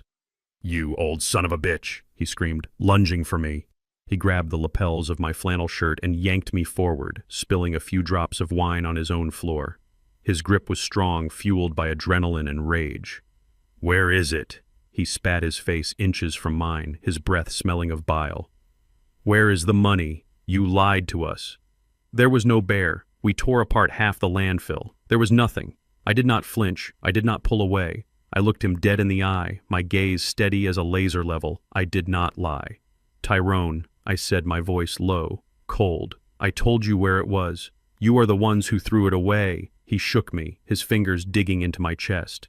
"It was not there," he yelled. "We checked every bag. We checked every box. It is gone." "Then it is gone," I said, shrugging as best I could in his grip. "That is a shame. $500,000, gone because Emily did not like the smell of dust." Emily let out a wail from the doorway, dropping her broken shoe. "You did this on purpose," she shrieked, pointing a trembling finger at me. You knew. You knew we threw it out. You sent us there to humiliate us." I looked past Tyrone at her. "I sent you there to find your inheritance," I said. "You are the ones who turned it into garbage." Tyrone shoved me back into the chair hard. The wine glass slipped from my hand and shattered on the floor, a red stain spreading across the beige carpet like blood. "I ought to kill you right here," he breathed, his hands clenching into fists. "I ought to finish what we started." "Do it," I challenged him, raising my chin.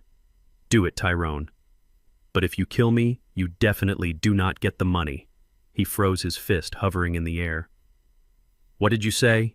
he asked, his voice dropping. I brushed the wrinkles from my shirt, smoothing the fabric. "I said if I die, the money stays lost." Tyrone lowered his hand, his eyes narrowing with suspicion. "You said the bonds were in the bear. You said we lost them." I sighed, leaning back in the chair, looking weary, looking like an old man whose memory was a flickering candle. "I might have been mistaken," I murmured, rubbing my temple. "It is so hard to think sometimes." The fog comes and goes. Tyrone grabbed my arm again, but less violently this time, desperation replacing the rage. "What do you mean, mistaken, Harrison? Think. Think hard." I closed my eyes, pretending to strain against the dementia they claimed I had. "The bear," I said slowly. "The bear was where Odette kept the key. But the bonds are not in the bear." "Where are they?" Tyrone demanded, shaking my arm. "Where are the bonds?" I opened my eyes, looking up at him with a sudden clarity. "The bank," I said.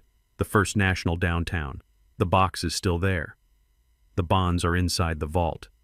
They never leave the bank." "Tyrone, you know that." He stared at me, processing this. His face went through a kaleidoscope of emotions, confusion, relief, and then renewed anger. "But the key," he said, his voice tight. "You said we needed the key." "We do," I said, nodding. "Or rather, we did." Tyrone ran a hand through his dirty hair, leaving streaks of grime on his forehead. "What are you talking about?" "Stop speaking in riddles, old man. If the key is lost," I said, speaking slowly as if to a child, "I can go to the bank in person. I can sign an affidavit of loss. They will drill the lock. It costs $100, but they will open it." "If I am there?" "If you are there," Tyrone repeated. "Yes," I said, "but I have to be there physically with my ID, and I have to sign the papers." Tyrone looked at Emily. She had stopped crying and was watching us, her eyes wide with greed, the dollar signs flashing behind her pupils again. "He has to go to the bank," she whispered, stepping into the room, ignoring the filth on her dress. "He has to sign." Tyrone looked back at me, calculating, measuring. "You are going to do that for us?" he asked, suspicious. I looked at the stain on the carpet, then at the wreckage of my son standing before me. "I want to help you, Tyrone," I said, lying with the ease of a lifetime. "I do not want you to lose this house. I do not want you to be in debt. The money is no good to me. I am an old man. I just want peace." "Peace," Tyrone scoffed. "You want peace. Fine. We get the money, we pay off the house, and you get peace. You can live here in the basement forever if you want." He pulled me up from the chair, his grip firm but no longer violent. "Get up," he ordered. "We are going to the bank." Now I asked, raising an eyebrow. "Look at you. You look like you rolled in a sewer. You cannot walk into a bank like that." Tyrone looked down at his clothes, realizing for the first time the state he was in. He smelled the stench clinging to him. "We have to shower," Emily said, wrinkling her nose. We cannot go anywhere like this. Fine, Tyrone snapped. Fast. 10 minutes. Wash up, change clothes, and meet me in the car. He turned to me, pointing a dirty finger in my face. You sit right there. Do not move. If you try to run, I will catch you, and if I have to chase you, I will break your legs. Understand? I understand, son, I said, meekly sitting back. Down. Tyrone grabbed Emily's arm and dragged her toward the stairs, leaving a trail of muddy footprints on the hardwood. Go, he shouted. Move. I listened to them run up the stairs, heard the slam of bathroom doors and the rush of water in the pipes. They were scrubbing their bodies, trying to wash away the smell of their failure, but they could not wash away the greed. I sat in the chair and smiled. They were taking the bait. They were going to clean themselves up, put on fresh suits, and drive me right into the heart of the city. They thought they were driving me to sign over a fortune. They thought they were taking a senile old man to open a box full of government bonds. They did not know that the box was empty. They did not know that the only thing waiting for them at the bank was the truth. And they certainly did not know that I had already called ahead. I reached into the cushion of the chair where I had tucked the Nokia while they were upstairs. I sent a single text message to Ross Package. Is in transit. ETA 45 minutes. Prepare the reception. I put the phone back and folded my hands in my lap, waiting. The smell of the landfill still hung heavy in the room, masking the scent of the expensive wine, but to me, it smelled like victory. Tyrone was going to drive me to the bank. He was going to walk me into the vault, and he was going to watch me open that box. And when he saw what was inside, when he realized that the game was over, I was going to be the one laughing. I closed my eyes and listened to the shower running upstairs. Scrub hard, son, I thought. You are never going to get clean from this. The BMW tore down the highway, weaving through traffic with a recklessness that made my stomach turn. Tyrone was driving like a man possessed, his knuckles white on the leather steering wheel, his eyes darting between the road and the rearview mirror. He was sweating again, despite the shower. The moisture beading on his forehead and dripping down his temple. Speed limits were just suggestions to him now. He was racing against a clock that only he could hear the ticking of the loan shark's patience running out. I sat in the passenger seat perfectly still. My hands rested on my knees, calm and steady. In the back seat, Emily leaned forward, her breath hot against my neck. I could smell the fear on her. It smelled like sour milk beneath her floral perfume. Suddenly, I felt a sharp pressure against my side, right between my ribs. I looked down. Emily was holding a small fruit paring knife she must have grabbed from the kitchen counter. The blade was short, but sharp enough to puncture a lung. "Do not say a word to anyone," she hissed, her voice trembling with a mixture of terror and malice. "If you try to signal for help, if you try to tell the bank tellers anything, I will stick this right into you. I swear to God. Harrison, I will do it." I looked at the knife. Then I turned my head slowly to look at her. She was pale, her eyes wide and manic, the pupils dilated. She looked like a cornered rat, baring its teeth. "You will not do anything, Emily," I said, my voice low and even. It was not a question. It was a statement of fact. "Try me," she spat, pressing the point harder against my jacket, pushing through the thick fabric until I felt the prick against my skin. "We have lost everything. We have nothing left to lose." "You have $500,000 to lose," I replied, not flinching. "If you stab me, I bleed out in the car or in the bank lobby. Either way I die, and if I die, I cannot sign the papers. If I cannot sign the papers, the box stays locked, the bonds stay in the vault, and you and Tyrone stay broke." The logic hit her like a physical blow. Her hand wavered. She knew I was right. She needed me alive and functional at least for the next hour.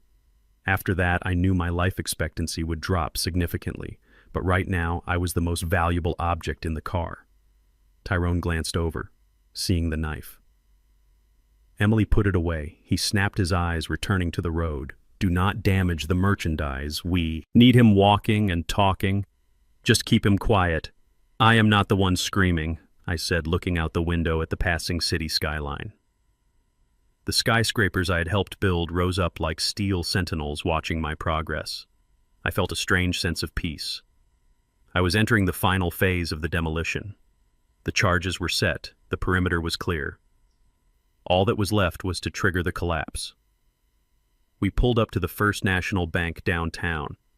It was a massive building of gray stone and marble with tall pillars that spoke of old money and stability.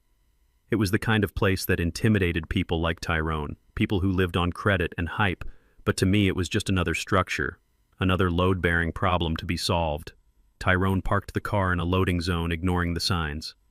"Get out," he ordered, rushing to my side and gripping my arm like a vice. "Keep your mouth shut, smile and get us to the box." Emily flanked my other side, her hand in her pocket, clutching the knife, her other hand gripping my elbow. We looked like a family helping a frail grandfather, but the pressure of their fingers told a different story. We walked through the revolving doors and into the cool, hushed atmosphere of the lobby. The air conditioning hit me first, crisp and clean, scrubbing away the smell of the landfill. The lobby was expansive with high ceilings and polished marble floors that clicked under Tyrone's dress shoes. Security guards stood by the doors looking bored but alert. Tyrone marched me toward the front desk, his posture aggressive. "I need to access a safety deposit box," he told the young woman at the counter. "My father is the account holder. We are in a hurry." The woman looked at Tyrone's disheveled appearance, his cheap suit trying to look expensive, and then she looked at me. In my worn flannel shirt and work boots, I looked like the maintenance man. But before she could answer, a door opened behind the counter, and a tall man in an immaculate navy suit stepped out. It was Mr. Sterling, the branch manager Ross had called him 2 hours ago. "Mr. Cole," the manager said, his voice booming across the quiet lobby. A smile spread across his face, genuine and warm. "It is wonderful to see you again, sir. We have been expecting you." Tyrone froze. He looked from the manager to me and back again, confusion warping his features. "You know him?" Tyrone asked, his voice cracking. "Know him." Mr. Sterling laughed, walking around the counter to shake my hand. "Harrison is one of our oldest and most valued clients. He designed the reinforcement grid for our main vault back in the 80s. This building literally stands because of your father." Tyrone. His mouth fell open. He stared at me as if seeing a ghost. He thought I was a nobody, a broke engineer living on pennies. He had no idea I was a legend in this building. "Mr. Cole," the manager continued, ignoring Tyrone and focusing entirely on me. Mr. Ross called ahead. He said you needed to access your private box immediately. "We have prepared the room for you. Would you like some coffee water?" "No, thank you, Arthur," I said, using his first name, throwing Tyrone off balance even further. "I just need to get this done. My son is in a bit of a rush." "Of course," Arthur said, gesturing toward the heavy steel gate that led to the vault area. "Right this way." We walked toward the gate. Tyrone and Emily tried to follow, stepping close to my heels like shadows. "I am sorry," Arthur said, stepping in front of Tyrone, holding up a hand.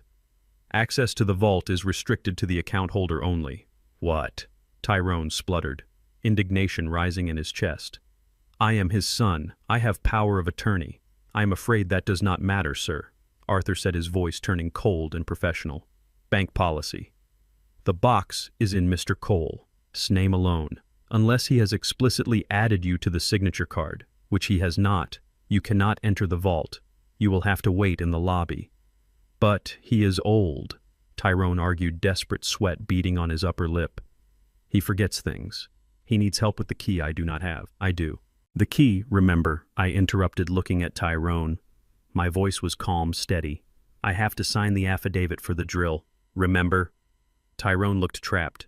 He looked at the heavy steel gate, then at the armed guard standing next to it. He realized he could not bully his way past. He looked at me, his eyes pleading and threatening at the same time. "Do not mess this up, Pop," he hissed, leaning close so only I could hear. "You get those bonds and you bring them out here. If you try anything funny, Emily is waiting right here, and we know where you sleep." I nodded slowly, playing the part of the obedient cowed father. "I understand." Arthur swiped his badge and the gate clicked open. I stepped through, leaving my son and his wife on the other side of the bars. They looked like prisoners already trapped in their own greed and desperation, watching the only thing that could save them walk away. I followed Arthur down the long corridor lined with brass boxes. The air was cool and smelled of paper and dust. It was the smell of money. Arthur stopped at a small private room, a viewing room with a table and a single chair. "Here we are, Harrison," Arthur said softly. He reached into his pocket and pulled out a key box, 402. As Mr. Ross instructed, we moved it here for you. It is empty, of course. Thank you, Arthur, I said, taking the key. You are a good man. Take your time. He nodded and closed the door, leaving me alone. I sat down in the chair and placed the metal box on the table. It was long and narrow, cold to the touch. My hands were not shaking. Not anymore. I felt a supreme clarity. I opened the lid. It was empty, just as I knew it would be. There were no bonds. There was no fortune inside this tin box. The fortune was in the trust fund, safe and untouchable. I reached into my pocket and pulled out a piece of paper. I had prepared it the night before, writing it by the light of the moon in the basement. It was a single sheet of notebook paper folded twice. I unfolded it and placed it inside the empty metal box in bold black ink. I had written 5 words. I am the buyer.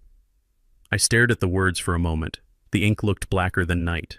It was the punchline to the joke they did not know they were telling. It was the revelation that would shatter their reality.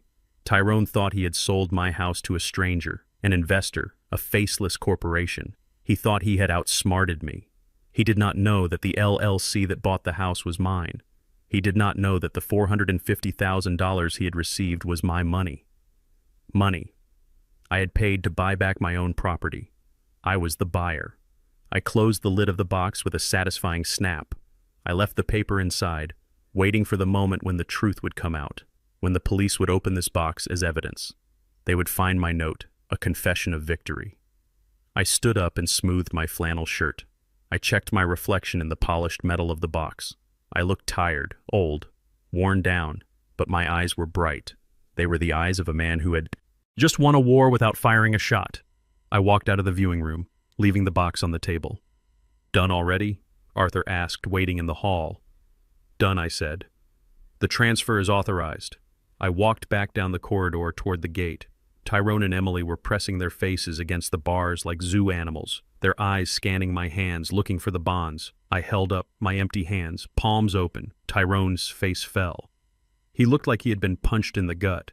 Where is it? He shouted as I stepped through the gate. Where is the money? I stopped in front of him, keeping my voice low so the guard would not react. It is electronic, son, I said. Calm and reasonable. These are government bonds, Tyrone. You do not just carry them out in a sack like a bank robber.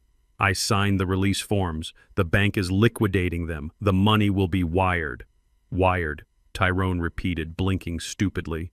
Wired. Where? To the account on file, I said. To my account. Your account, Emily screeched, drawing stares from the tellers. Why your account? Because it is my money. Emily, I said, looking her up and down, letting my gaze linger on the mud stains on her dress. It goes to me, and then I transfer it to you. That is how it works. How long? Tyrone asked, grabbing my shoulder, his grip painful. How long will it take? 24 hours, I lied. Standard banking procedure. It will be there tomorrow morning. Tomorrow, Tyrone released me, running a hand over his face. Tomorrow is too late. The Greeks said today. They said noon.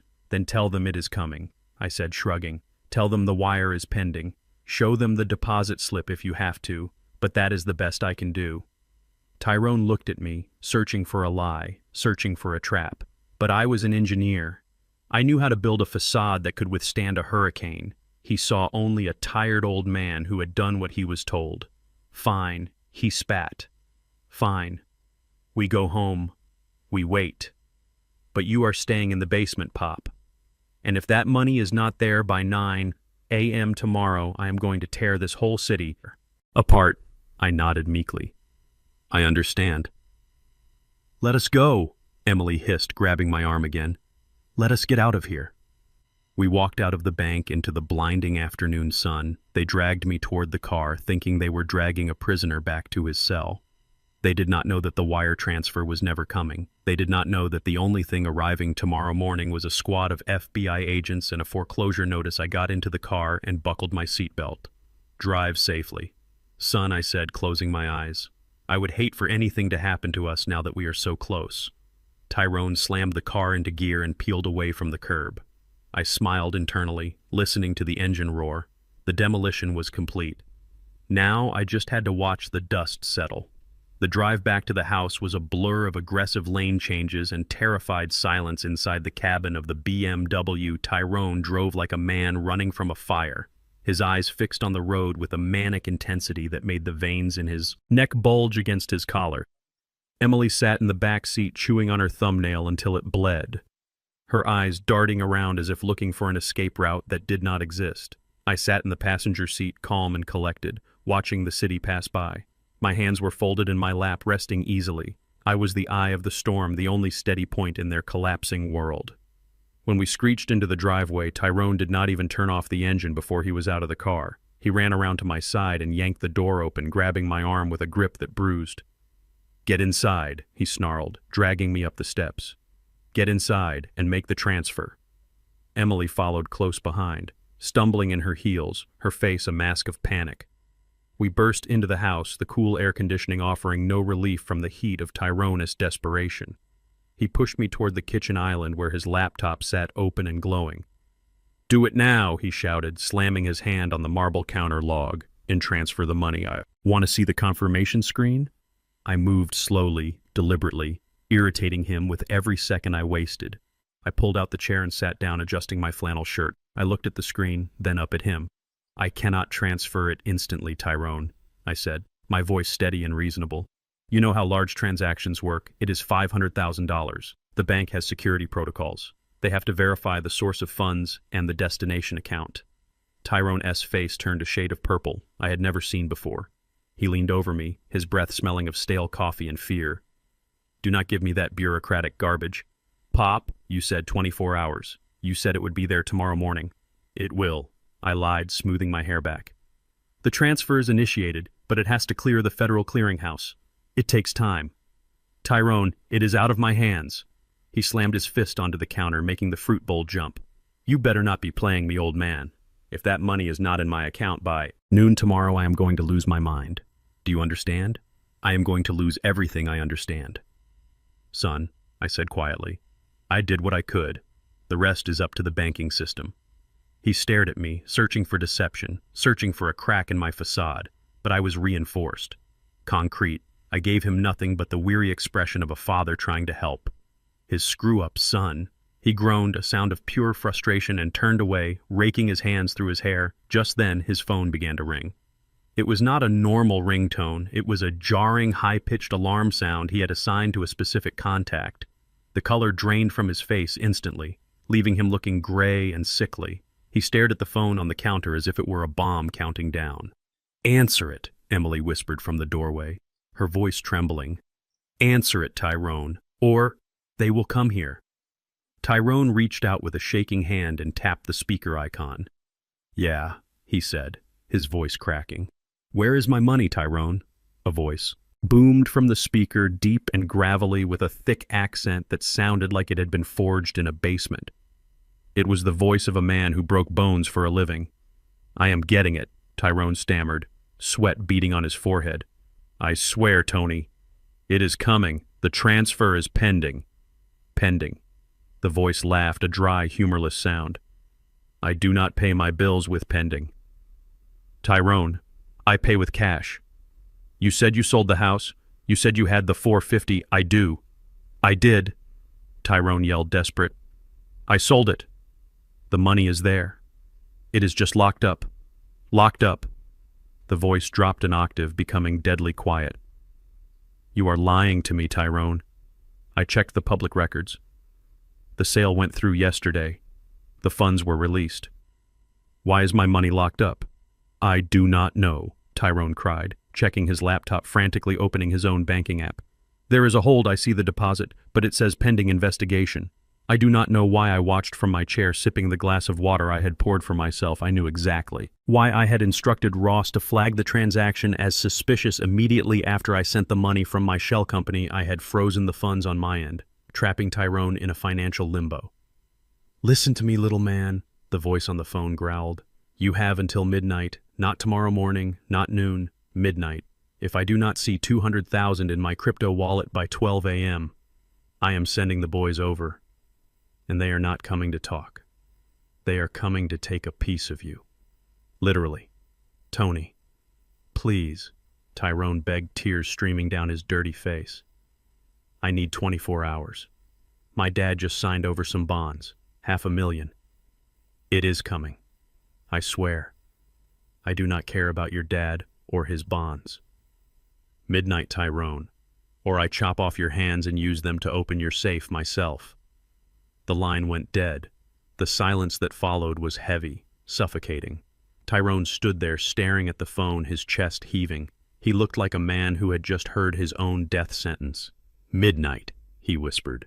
Midnight, he turned to his computer, typing furiously, clicking refresh over and over again on his banking screen. Come on, he screamed at the monitor. Come on, clear, you stupid money. But the screen remained unchanged, pending investigation. The words mocked him in bright red letters. The $450,000 from the house sale was visible but untouchable. It was a mirage, water in the desert that he could not drink.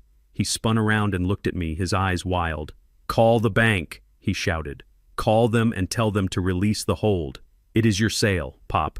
You were the seller. Tell them it is legitimate. I cannot call them now.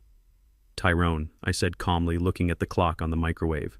It is 5:30. The main office is closed. The fraud department does not open until 9 a.m. No, Tyrone roared, sweeping the fruit bowl off the counter. It crashed to the floor, apples and oranges rolling everywhere. No, no, no. He fell to his knees in the middle of the kitchen, pulling at his hair, sobbing. It was a pathetic sight. A grown man brought to his knees, not by grief but by greed. Emily stood in the doorway watching him. Her face was pale, but her eyes were calculating. She was looking at Tyrone like he was a piece of meat that had gone bad. She looked at the clock, then at the back door. I am leaving, she said softly. Tyrone stopped sobbing and looked up at her, confusion clouding his tear-filled eyes. What? He asked. I am leaving, Tyrone, she said, her voice gaining strength. She walked into the living room and grabbed her purse, the expensive one she had bought with my money. She started stuffing things into it, her phone, her car keys, a handful of cash from the jar on the counter. You cannot leave. Tyrone scrambled to his feet, stumbling over his own feet. We are in this together. We are a team. Not anymore, we are not.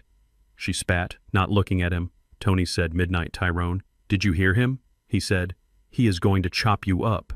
I am not staying here to watch that. I am not going to let them hurt me. Because you are a gambling addict. She ran to the front door, grabbing her coat. Emily, wait. Tyrone chased after her, grabbing her arm. You cannot do this. You spent the money too. You wanted the house. You wanted the lifestyle. You are just as guilty as I am. I did not gamble away $200,000. She screamed, spinning around to face him, trying to wrench her arm free. I did not lie to the loan sharks. Let me go, Tyrone. I am going to my sister's. No, you are not. Tyrone shouted, his grip tightening until she winced. You are staying right here. We are going to fix this. There is no fixing this, she yelled, scratching at his hand with her manicured nails. It is over. You are dead, Tyrone, and I am not dying with you. I am filing for divorce. The word hung in the air. Divorce? Something snapped in Tyrone. The fear in his eyes was replaced by a blind, white-hot rage. He pulled her back hard, spinning her around. You ungrateful little witch, he growled. He raised his hand and slapped her across the face. The sound was loud, crisp, echoing through the high-ceilinged hallway. Emily stumbled back, holding her cheek, shock written all over her face. She stared at him for a second, then she lunged at him, screaming, clawing at his eyes. They fell to the floor, a tangle of limbs and expensive clothing, wrestling like animals. Tyrone was shouting obscenities. Emily was screeching. I sat at the kitchen island watching them. My son and the woman he chose tearing each other apart on the floor of the home they had stolen from me. It was a scene of utter degradation. The veneer of their high-class life had been stripped away, revealing the rot underneath. Stop it, I said, my voice booming over their noise. They froze, panting, tangled together on the rug. Look at you, I said, standing up, walking over to them. You are pathetic, both of you. Tyrone looked up at me, a line of blood trickling from a scratch on his cheek. Help us, Pop, he whispered, desperate again. Help us fix this. I cannot fix you. Tyrone, I said, looking down at him, I can build skyscrapers, I can reinforce bridges, but I cannot fix a soul that is broken by greed. Emily scrambled away from him, grabbing her purse and running for the door. This time, Tyrone did not stop her. She threw the door open and vanished into the night, leaving the door wide open. Tyrone lay on the floor, staring at the open door, defeated. "She is gone," he whispered. "She really left me." "She was never with you, son," I said, closing the door and locking it. "She was with the money, and the money is gone." Tyrone sat up, burying his face in his hands. He began to weep, loud, racking sobs that shook his shoulders. "I am dead, Pop," he cried. "Tony is going to kill me midnight. It is over." I looked at the clock. It was 6 p.m. 6 hours until the deadline. 6 hours until the reckoning. I walked back to the kitchen and poured a glass of water. I took a sip, my hand steady. "Get up, Tyrone," I said. He looked at me, his eyes swollen. "Why?" he asked. "Because if you are going to die tonight, you are going to do it. Standing." "Up," I said. "And because we have work to do." "What work?" he sniffled. "We are going to find you a way out," I lied. "But you have to do exactly what I say. No questions, no arguments. Can you do that?" He nodded slowly, desperate for any lifeline. "Yes, Pop, anything. Just tell me what to do." I smiled internally. The trap was set, the bait was taken. Now it was time to close the jaws. "Go wash your face," I ordered. "We are going to make a call, but first you are going to give me the phone." He handed me his phone without hesitation, trusting me completely because he had no one else left to trust. I took it and looked at the screen. The battery was low, but it was enough. I had the evidence, I had the confession, and now I had the leverage. "Go," I said, pointing to the bathroom. He shuffled away, a broken man walking to his execution. I waited until the bathroom door closed. Then I dialed a number on his phone. Not the bank, not the police. I dialed Ross. "It is time," I said when he answered. "The house of cards has fallen. Bring the hammer." I hung up and sat in the chair, waiting for my son to return, waiting for the end of the world to arrive at his doorstep. The sun had set hours ago, plunging the kitchen into a gloom that the overhead recessed lighting could not dispel. The air conditioner hummed a low mechanical drone that did nothing to cool the feverish heat radiating from my son. Tyrone was pacing back and forth in front of the kitchen island, his shoes squeaking on the tile, his hands running through his hair in a repetitive, maddening gesture. He looked like a man whose soul was being eaten from the inside out. The digital clock on the microwave read 7:15 p.m. The deadline with the loan sharks was less than 5 hours away. I sat at the kitchen table nursing the glass of water I had poured earlier, watching him unravel. It was a study in structural failure, stress fractures appearing in the facade until the whole thing was ready to collapse. Suddenly, Tyrone stopped pacing. He turned to me, his eyes wide and unseeing, glazed over with a toxic mix of panic and adrenaline. He marched over to the junk drawer, the one where Emily kept the takeout menus and loose batteries. He yanked it open, the contents spilling onto the floor. He rummaged through the mess until he found what he was looking for, a roll of heavy-duty gray duct tape. He stormed over to me, ripping a long strip off the roll with a violent tearing sound. "Put your hands on the arms of the chair," he ordered, his voice trembling. I looked at him, calm and unmoving. "Tyrone, what are you doing?" "Do it!" he screamed, lunging forward and grabbing my left wrist. He slammed it against the wooden armrest of the chair and wrapped the tape around it tight enough to cut off circulation. He did the same with my right wrist, then my ankles, securing me to the heavy oak furniture. I did not fight him. I could have snapped his nose with a headbutt or kicked his knee backward until it shattered, but I needed him to commit. I needed him to go all the way to the point of no return. So I let him bind me. I let him turn his father into a hostage in his own home. When he was done, he stepped back, breathing hard. He reached into the back of his waistband and pulled out a gun. It was a small, cheap pistol, a Saturday night special, matte black and ugly. It looked like something he had bought from a trunk in a dark alleyway, the kind of weapon that misfired as often as it shot. He leveled it at my head, his hand shaking so badly the barrel wavered in the air. "Transfer the money," he snarled, spit flying from his lips, landing on my cheek. "Do it now, Harrison. Tell me the password. Tell me the codes." I looked at the gun, then at his face. I saw the boy I had taught to ride a bike.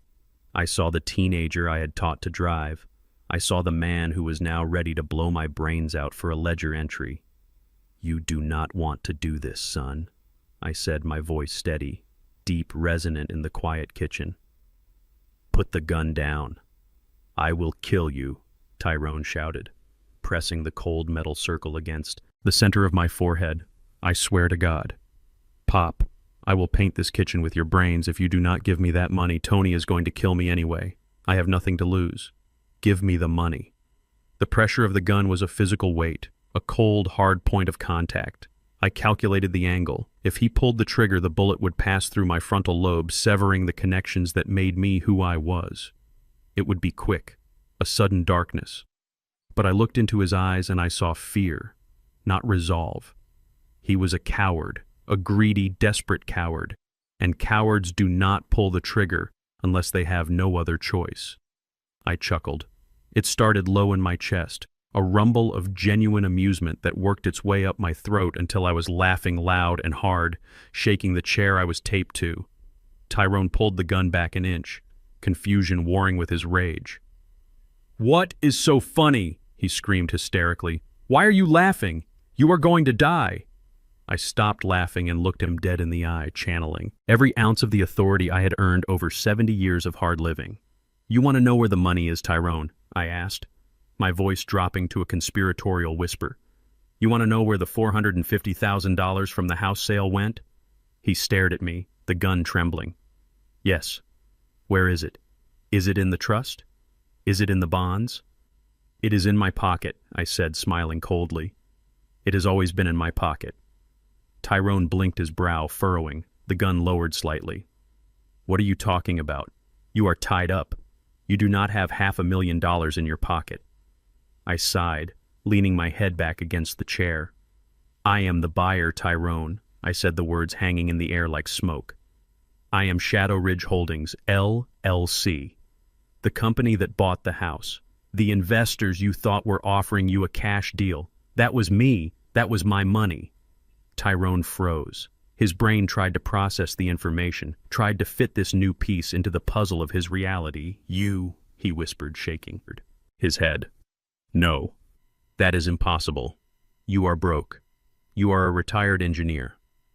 "I am a retired engineer who owns 3 patents on hydraulic dampening systems used in every major skyscraper built in the last 20 years. I said, my voice hard as granite. "I make $2 million a year in royalties, Tyrone.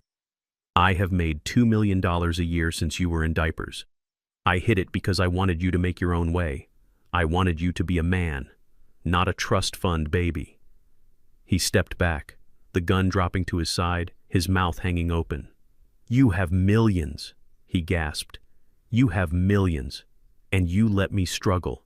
You let me drown. I let you live." I corrected him. "I gave you a roof. I gave you an education. I gave you a start. And what did you do with it? You gambled it away. You bought cars you could not afford and suits to impress people who do not care if you live or die. And when you got into trouble, instead of coming to me like a man, you tried to steal my home. You tried to put me in a basement. You tried to drug me. I did what I had to do." Tyrone shouted, his voice cracking defensive. "I was desperate.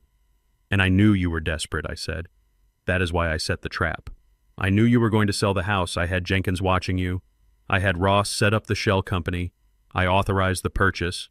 I bought my own house back from you, Tyrone, with my own money, just to see how far you would go, just to see if you would actually sign the papers." Tyrone looked at the laptop on the counter, where the banking screen still showed the pending transaction. "So the money is real?" he asked, hope flickering in his eyes like a dying candle. "You sent the money." It is there, I confirmed, nodding. "But here is the thing about that money." "Tyrone," I leaned forward, straining against the duct tape, my eyes locking onto his. "You sold a house that you did not own," I said.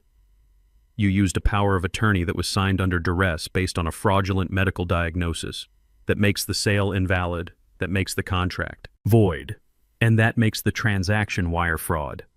Tyrone's face went pale, the color draining away until he looked like a ghost. "Wire fraud," he whispered. "Federal wire fraud," I clarified. "And because I knew you were going to do it, I called the FBI this morning before we went to the bank. I told them everything. I told them about the loan sharks. I told them about the forgery. and I told them I was about to transfer $450,000 into your account as part of a sting operation. I paused, letting the weight of my words crush him. That money, Tyrone, the money sitting in your account right now, it is marked, it is federal evidence. The moment it hit your ledger, the trap snapped shut. You did not just rob your father, you accepted proceeds from a criminal enterprise monitored by the United States government. You are holding dirty money, son, and the people coming to collect it are not loan sharks, they are federal agents. The gun slipped from Tyrone's fingers. It hit the tile floor with a loud clatter, a useless piece of metal. Tyrone stumbled back, his legs giving out. He collapsed against the refrigerator, sliding down until he was sitting on the floor, his head in his hands. The FBI, he moaned, rocking back and forth. You called the FBI on your own son. You stopped being my son the night you locked me in the cellar, I said, my voice devoid of pity. You became a criminal, and criminals go to jail. But Tony Tyrone looked up, tears streaming down his face, terror distorting his features. Tony is going to kill me if I do not pay him by midnight. He is going to cut me up. I looked at the clock. It was 7:30 p.m. You better hope the police get here before Tony does, I said calmly, because a jail cell is the safest place in the world for you right now. Tyrone stared at me, a look of pure betrayal in his eyes. How could you? He whispered. How could you do this to me? I did not do this to you, Tyrone, I said, closing my eyes, tired, suddenly exhausted by the weight of the victory. You did this. To yourself, I just let you hold the shovel. The room fell silent, save for the hum of the refrigerator and the sound of Tyrone weeping on the floor. I sat there taped to the chair, waiting for the sirens, waiting for the end of the world. My heart heavy, but my conscience clear. I had built a life on solid foundations. My son had built his on sand, and the tide had finally come in. The silence in the kitchen stretched tight like a rubber band about to snap. Tyrone was still huddled on the floor, rocking back and forth, muttering to himself about midnight and deadlines and broken legs. I sat taped to the heavy oak chair, watching the digital clock on the microwave count down the seconds. The air conditioner hummed a low, indifferent drone, masking the sound of vehicles approaching from the street. I knew they were coming. Ross was a man of his word, and he knew the federal banking laws better than anyone. When I authorized that transfer from a shell company to a personal account flagged for suspicious activity, it triggered alarms that rang straight in the offices of the FBI. It was not just a property dispute anymore. It was wire fraud involving significant sums across state lines. It was the kind of crime that brought out the heavy artillery. Suddenly, the front yard exploded with light. Blue and red strobes cut through the darkness, flashing against the kitchen windows like a disco strobe in a nightmare. A voice boomed from a loudspeaker outside, magnified and terrifying. Federal agents. This is the FBI. Come out with your hands up. Tyrone froze mid-rock. His eyes went wide, and for a second a look of pure relief washed over his face. He thought it was the police coming to save him from the loan sharks. He thought the cavalry had arrived to put him in a holding cell, safe from Tony's knife. Thank God, he whispered, scrambling to his feet, stumbling over his own exhaustion. It is the cops. Pop, it is the cops. He started to run toward the front door, his hands waving. I am here, he screamed. I am in here. Help me! He did not get the chance to open the door. There was a deafening boom, a concussive blast that shook the floorboards beneath my feet. The heavy front door, the one Emily had picked out for its aesthetic appeal rather than its security, splintered inward as a battering ram hit it with thousands of pounds of force. Wood flew like shrapnel. Glass shattered. The foyer filled with smoke and the heavy thud of boots. Freeze. Federal agents. Get on the ground. Men in body armor swarmed into the house carrying assault rifles with blinding tactical lights. They moved with the precision of a machine, flowing from room to room, clearing corners, shouting commands. Tyrone stood in the hallway, paralyzed by the violence of the entry. He had expected a patrol car and a polite knock. He got a SWAT team. Get down, a voice roared. Tyrone raised his hands, shielding his eyes from the lights. Do not shoot. It is my dad. He is the one who... A black-gloved hand grabbed Tyrone by the back of his expensive ruined shirt and slammed him into the wall. The impact knocked the wind out of him. He slid down the plaster, leaving a smudge of dirt and sweat, clear, kitchen clear. An agent entered the kitchen, his rifle raised. He saw me taped to the chair, the duct tape gleaming under his flashlight beam. Hostage secured, the agent shouted into his radio. Medical, get in here. 2 agents moved toward me, knives out. They sliced through the tape, binding my wrists and ankles with practiced efficiency. The circulation rushed back into my hands, painful and hot.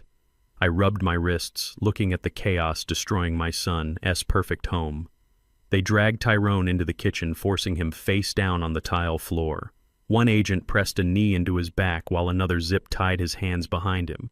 "You have the right to remain silent." An agent recited the words, mechanical and cold. I stood up, my legs shaky but holding. The agent who had cut me loose offered me a hand. "Are you okay, sir?" he asked, looking at the red marks on my skin. "Do you need a paramedic?" "I am fine," I said, my voice raspy. "I just want to see my son." I walked over to where Tyrone lay pinned to the floor. His face was pressed against the cold ceramic, his eyes wild and rolling. He looked up and saw me standing over him, free and untouched, while he was in chains. "You!" he screamed, spitting blood from a split lip. "You did this. You set me up." I looked down at him, feeling a profound hollowness where my heart used to be. "I did not set you up, Tyrone," I said softly. "I just called the authorities. You set yourself up the moment you tried to sell a house that did not belong to you. It was a trap," he wailed, struggling against the zip ties. "The money. It was a trap. It was a test," I corrected him. "And you failed. Search him," the lead agent ordered. An agent began to pat Tyrone down, checking his pockets and waistband. He pulled out the wallet, the keys, and then his hand stopped at the back of Tyrone's pants. "Weapon," the agent shouted. He pulled out the cheap matte black pistol Tyrone had threatened me with. He cleared the chamber, a single bullet clattering onto the floor. It spun like a coin before coming to rest near my boot. "Gun secured," the agent said, bagging it. Then he reached into the inside pocket of Tyrone's suit jacket. He pulled out a small, clear plastic bag filled with white powder. "We have narcotics," the agent said, holding the bag up to the light. "Looks like cocaine." Tyrone's eyes bulged. "No, that is not mine. I mean, it is just for stress. I do not deal. It is personal use, possession of a firearm during the commission of a felony, possession of a controlled substance, wire fraud, elder abuse." The lead agent listed the charges, ticking them off like items on a grocery receipt. "You are looking at 20 years minimum, son." Tyrone began to sob. It was not the crying of a man who was sorry. It was the crying of a child who had been caught stealing from the cookie jar and realized the jar was full of scorpions. "Pop, please," he begged, looking up at me, snot running from his nose. Tell them it was a misunderstanding. Tell them I am your son." I looked at the gun in the evidence bag. The gun he had pressed against my forehead not an hour ago. I looked at the drugs that explained his erratic behavior and his desperate need for cash. I looked at the man who had thrown my wife's records onto the lawn and locked me in a dark basement. "I do not have a son," I said, my voice hard as granite. "My son died a long time ago. You are just the thief who broke into his house." "Take him away," the lead agent ordered. 2 agents hauled Tyrone to his feet. He was dead weight, his legs dragging as they marched him out the front door, past the shattered frame and into the flashing lights of the night. The neighbors were all out on their lawns, watching the spectacle, witnessing the downfall of the arrogance that had plagued their street. I watched him go and felt nothing. No joy, no sadness. Just the cold satisfaction of a structural equation balancing out to zero while Tyrone was being shoved into the back of a federal transport van 30 miles south at Hartsfield-Jackson International Airport. Another scene was unfolding. Emily stood in the security line for international departures. She was wearing large sunglasses and a wide-brimmed hat, trying to look like just another tourist heading to the islands. She had booked a one-way ticket to Miami with a connecting flight to the Cayman Islands using a credit card she had opened in my name months ago. She tapped her foot nervously, checking her phone every 10 seconds. She had seen the news alerts about police activity in Buckhead. She knew the house of cards was falling, and she had run, leaving her husband to be crushed by the debris. She reached the front of the line and handed her passport to the TSA agent. Her hand was trembling slightly. "Heading somewhere warm?" the agent asked, looking at her boarding pass. "Yes," Emily said, forcing a smile. "Vacation needed a break." The agent nodded and waved her through toward the scanners. She placed her carry-on bag, a Louis Vuitton roller on the belt, and walked through the metal detector. She held her breath, waiting for the beep. Silence. She exhaled a sigh of relief. She was going to make it. She was going to get away. Ma. She froze, a TS. A supervisor was standing by the monitor, looking at the X-ray image of her bag. He signaled to two uniformed police officers standing near the checkpoint. "Is this your bag, Ma?" The supervisor asked, pointing to the monitor. "Yes," Emily said, her voice rising in pitch. "Why? What is wrong?" "Please step this way," the officer said, stepping in front of her, blocking her path toward the gates. "I have a flight to catch." Emily snapped, her entitlement flaring up even in the face of danger. "I do not have time for this. Step this way." "Now," the officer repeated, his hand resting on his belt. They led her to a side table. The supervisor unzipped the bag. Emily watched, her heart hammering against her ribs. Inside, tucked between layers of silk underwear and designer swimwear, was a heavy velvet pouch. The supervisor opened the pouch and poured the contents onto the table. Diamonds, emeralds, rubies, gold. It was a treasure trove. Odette's jewelry collection. The pieces I had given my wife over 40 years of marriage, the necklace from our honeymoon, the bracelet from Tyrone. Birth, the ring from our 25th anniversary. All of it stolen from my bedroom while I was locked in the basement. "That is mine." Emily lied quickly. "It is family heirlooms. My grandmother gave them to me." "Is your grandmother's name?" "Odette Cole," the officer asked, holding up a gold locket engraved with the name Emily S. Mouth opened and closed like a fish out of water. "We have a report of grand larceny from the Atlanta PD regarding these specific items," the officer said, pulling out his handcuffs. "No," Emily shrieked, backing away. "No, you do not understand. My father-in-law gave them to me. He is confused. He forgot. We have video surveillance from the pawn shops where you tried to sell 2 of the rings yesterday, the officer said, stepping forward. "You are under arrest for grand larceny, possession of stolen property, and flight to avoid prosecution." Emily screamed, a high, piercing sound that made heads turn all over the terminal. "Tyrone," she yelled as the cuffs clicked around her wrists. "Tyrone, help me. Call the lawyer." But Tyrone was not there. Tyrone was in the back of a van heading to a federal holding cell. As the officers marched her away past the staring crowds, Emily saw her reflection in the glass of a duty-free shop. She saw a woman who had thought she was untouchable, a woman who thought beauty and youth were currencies that could buy anything. Now she was just another criminal in handcuffs, dragging a bag full of memories she had tried to pawn for a plane ticket. The phone in my pocket buzzed. I pulled it out, standing in the ruins of my kitchen. Package 2 secured Ross text read.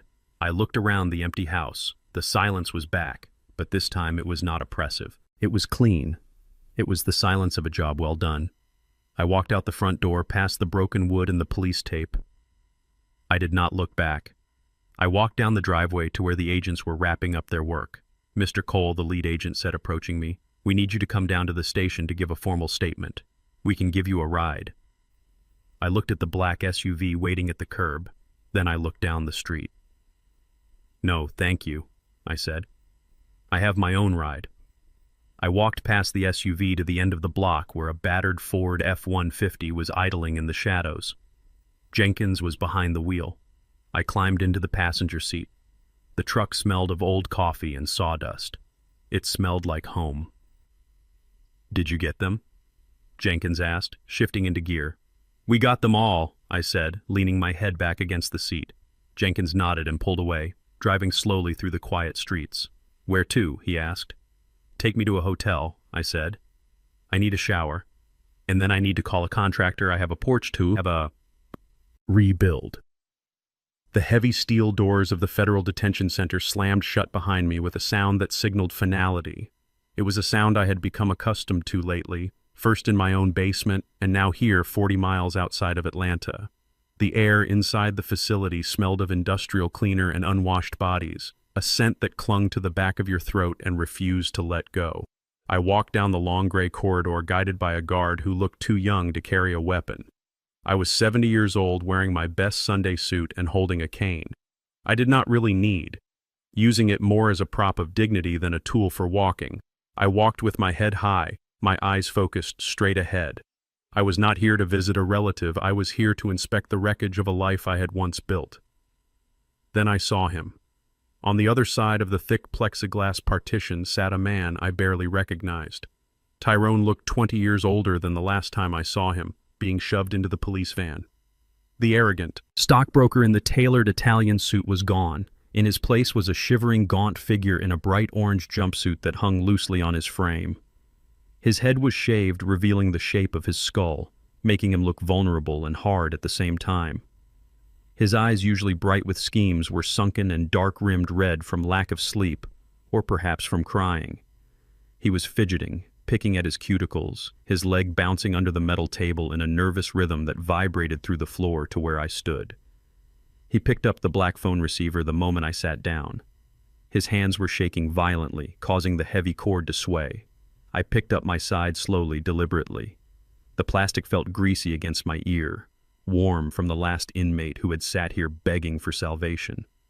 "Pop," he breathed, his voice cracking through the static. "Pop, thank God you came. You have to get me out of here. It is a nightmare in here. The guys in my cell block, they know who I am. They saw the news stories. They call me patricide. They think I killed you. They beat me up. Pop. Look." He turned his head to the side to show me a purple bruise blooming behind his ear, spreading down his neck. I looked at it without flinching. I assessed the damage like I would assess a crack in a retaining wall. Superficial, unsightly, but structurally sound. "You look terrible, Tyrone," I said, my voice flat, devoid of the warmth he was searching for. "I know I look terrible," he hissed, leaning closer to the glass, his breath fogging the surface. "That is why you need to help me. I talked to my public defender. He says, the bail is set at $100,000 because I am a flight risk and because of the gun charge. But you have that kind of money, Pop. I know you do. The feds told me everything during the interrogation. They told me about the patents. They told me about the trust fund in Delaware. They told me you are the one who bought the house back." He paused, licking his dry lips, his eyes wide, with a mixture of awe and resentment. "You played me, Pop. You played me like a fiddle. You had millions all this time and you let me stress about mortgage payments. You let me get involved with Tony. You watched me drown when you could have saved me with a check. You let me humiliate myself digging through a landfill for a bear that did not exist." I leaned forward, my reflection merging with his face in the glass. "I watched you drown, Tyrone, because you were the one who poked holes in the boat," I said. "You gambled away your life, you signed your name to debts you could not pay. And when the water got high, you did not ask for a life jacket. You tried to use my body as a raft. But I can fix it," Tyrone interrupted, desperate sweat beading on his forehead. "If you bail me out, I can fight this," the lawyer says. "If I cooperate, if I testify against Tony and the document forger, maybe I can get a deal, but I cannot do it from in here, Pop. I need to be out to prepare my defense. I need a real lawyer, not this public defender hack. You have the money. You can hire the best criminal defense team in the state. You can save me. You owe me that much for setting me up." I looked at my son, the man who had been a baby in my arms, the boy I had taught to fish, the teenager I had taught to drive. I looked for a spark of the person he used to be, but all I saw was a desperate criminal trying to run one last con, trying to manipulate the one person he had already destroyed. "I have the money," I said slowly, letting the words sink in. "I could pay your bail today. I could hire a team of lawyers that would make the district attorney head spin. I could probably get you reduced to probation if I threw enough cash at the problem. I have enough money to buy this entire prison block." Tyrone hope flared in his eyes, bright and pathetic. "So you will do it. You will help me. You are going to get me out." "No," I said. The word hung in the air, heavy as a tombstone. "Why?" He whispered, the hope dying instantly. "Why not? You are my father." "No, I am not," I replied, my voice steady. "I was your father when you were growing up. I was your father when I paid for your college. I was your father when I helped you with the down payment on your first house. But that man died." "Tyrone, he died 3 weeks ago." Tyrone looked confused, shaking his head. "What are you talking about? You are sitting right there. You are alive." I leaned in close, my voice dropping to a whisper that carried all the weight of my pain. "He died the night you forced him out of his own home. He died when you shoved him into a damp basement and locked the door. He died when you fed him sedatives to make him crazy so you could steal his life. You killed him, Tyrone. You buried him under that house just as surely as if you had put a bullet in his head. The man sitting in front of you right now is not your father. I am just the victim who survived. I am the witness to your crime." Tyrone recoiled as if I had slapped him. Tears began to stream down his face. Real tears this time. Tears of a man realizing he had burned the burned. Only bridge that mattered. "Pop, please," he sobbed, placing his hand against the glass snot running from his nose. "I am sorry. I was scared. I was desperate. I love you. Do not leave me in here. Do not let me die in here." I stood up. The chair scraped against the floor, loud and harsh. I adjusted my jacket, smoothing the lapels. I looked down at him one last time. I did not feel anger anymore. I did not feel hate.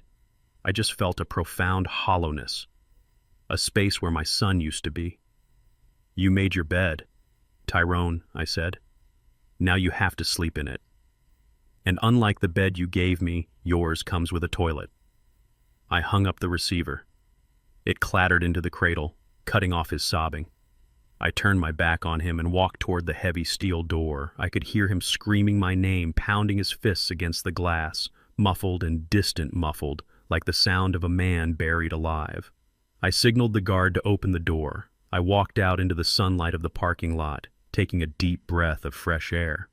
It tasted sweet. It tasted like freedom. I had lost a son, but I had regained my life, and that was a trade I was finally willing to accept. The courtroom was a theater of the absurd, and Emily was giving the performance of her life. She sat on the witness stand dressed in a conservative navy blue cardigan and a knee-length skirt that she would never have been caught dead wearing a month ago. Her hair, usually styled in loose beach waves for her social media followers, was pulled back into a severe bun. She wore no makeup, leaving her face pale and drawn, emphasizing the dark circles she had carefully cultivated. She looked like a nun. She looked like a victim. She looked nothing like the woman who had laughed while locking me in a damp basement. I sat in the back row of the gallery, my hands resting on the handle of my cane. I was the silent observer, the ghost at the banquet. The prosecutor, a sharp woman named Ms. Sterling, with eyes like flint, was walking Emily through her testimony. Emily had cut a deal, or at least she thought she had. In exchange for leniency, she had agreed to testify against Tyrone, painting him as the mastermind and herself as the battered, coerced wife who had no choice but to go along with his schemes. "It was Tyrone," she sobbed into a tissue, dabbing at dry eyes. "He controlled everything. He had a temper. You saw the gun the police found. That was his. He used to wave it around the house, threatening me, saying if I did not help him get his father's money, he would hurt me and Harrison. I was terrified. I just wanted to protect Harrison. I watched her lie with the same ease she used to apply filters to her photos. She was throwing her husband, the man she had promised to love and cherish, directly into the wood chipper to save her own skin. She told the jury about the forgery, claiming Tyrone had practiced my signature for weeks while forcing her to watch. She told them about the drugs, claiming Tyrone forced her to hide them in the pantry. She even blamed him for the sale of the house, saying she had begged him not to do it. "I did not know what to do," she whispered, her voice trembling perfectly. "I was a prisoner in my own home, just like Harrison." The jury looked sympathetic. I saw a few heads nodding. They saw a young white woman crying about a violent husband, and their instincts kicked in. They wanted to save her. They wanted to believe her. I smiled. It was a small, cold smile that did not reach my eyes. Emily did not know that I had met with Ms. Sterling 2 days ago. I had walked into the district attorney's office and placed my old Nokia phone on her desk. I had played her the audio from the basement. I had shown her the photos of the text messages from the gym trainer, and I had given her the video of Emily mocking me while I pretended to be demented. Ms. Sterling stood up to cross-examine Emily. She walked slowly toward the stand holding a tablet. The sympathy in the room was thick, but Ms. Sterling was about to bring a sledgehammer to the glass house Emily had built. "Mrs. Cole." Ms. Sterling began, her voice deceptively calm. "You claim you were terrified of your husband.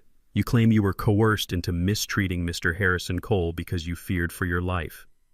Is that correct?" "Yes," Emily sniffled. "I was so scared. And you claim you had no agency in the financial decisions, that you were just a bystander." "Yes. Tyrone handled all the money." Ms. Sterling nodded, then turned to the judge. Your Honor, I would like to submit new evidence to the court, Exhibit G and Exhibit H. The bailiff took the tablet and connected it to the large monitors facing the jury. Emily frowned, confusion flickering behind her tears.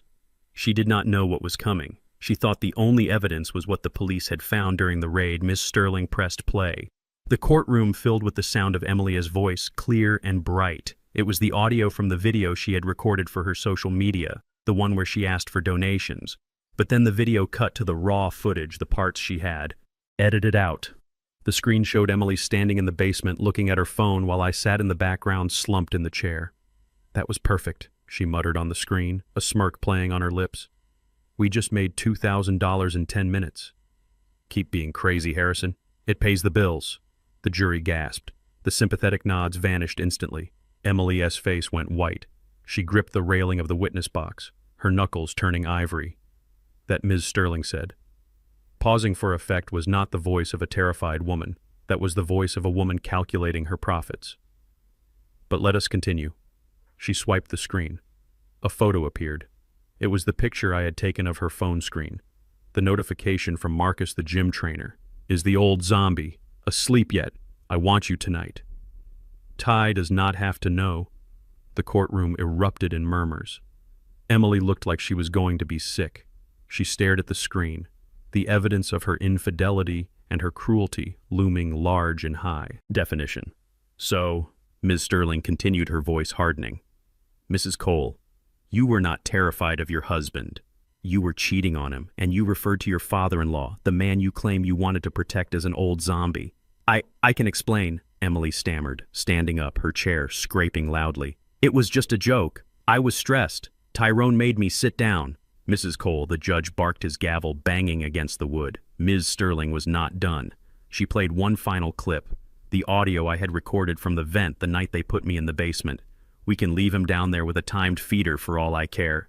Emily's voice sneered through the speakers. We deserve this money, Tyrone. I want that trip to the Maldives.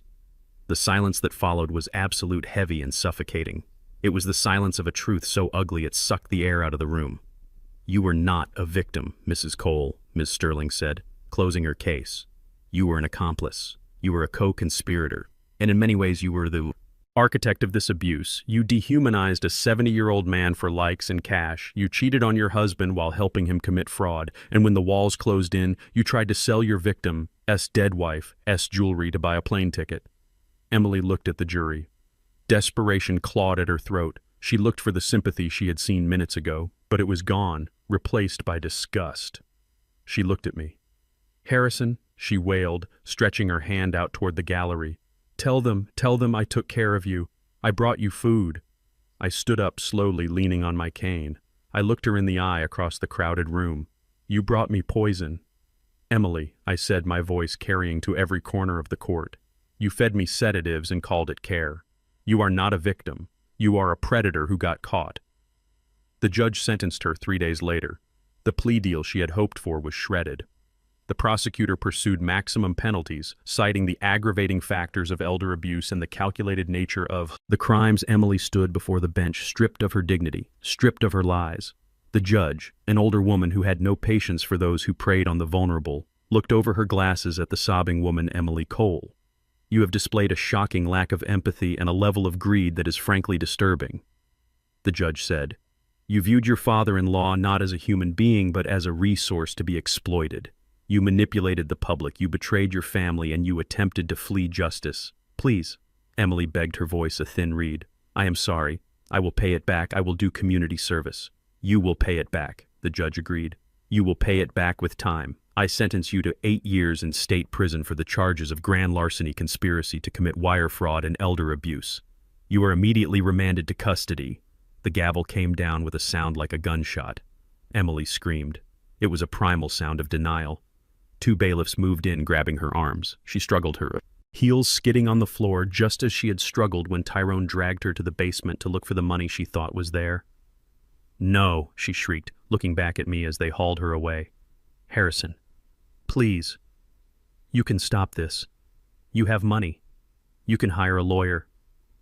I watched her go, her face contorted in ugly panic.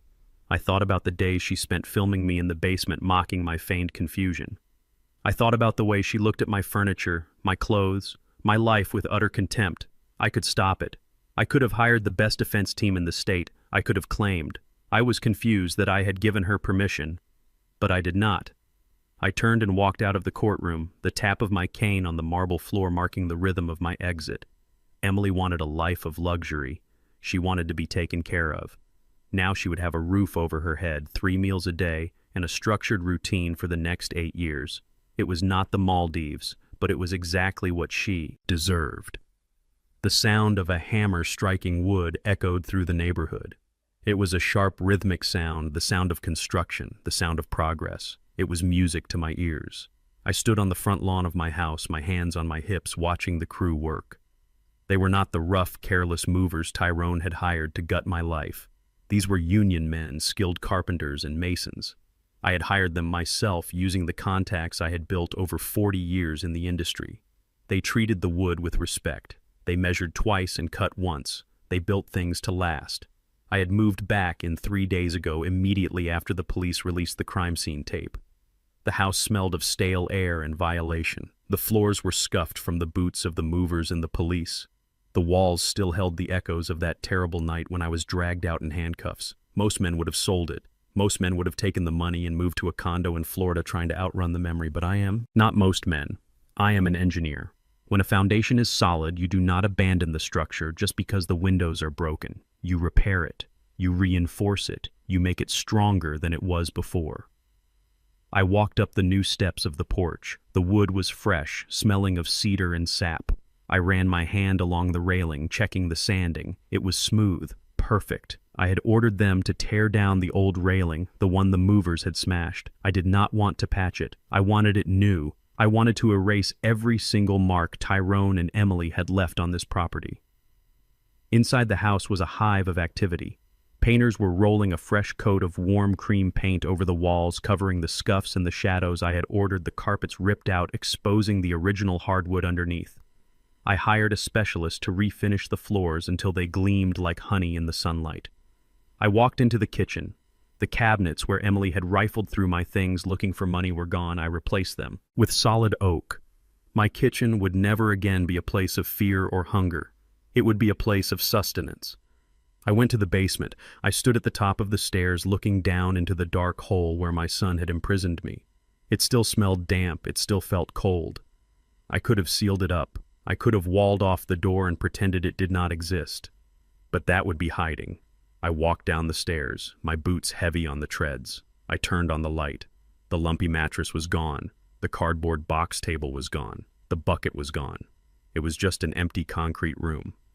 I am turning this into a wine cellar. I told the contractor who was standing behind me. I want climate control, cedar racks, and proper lighting.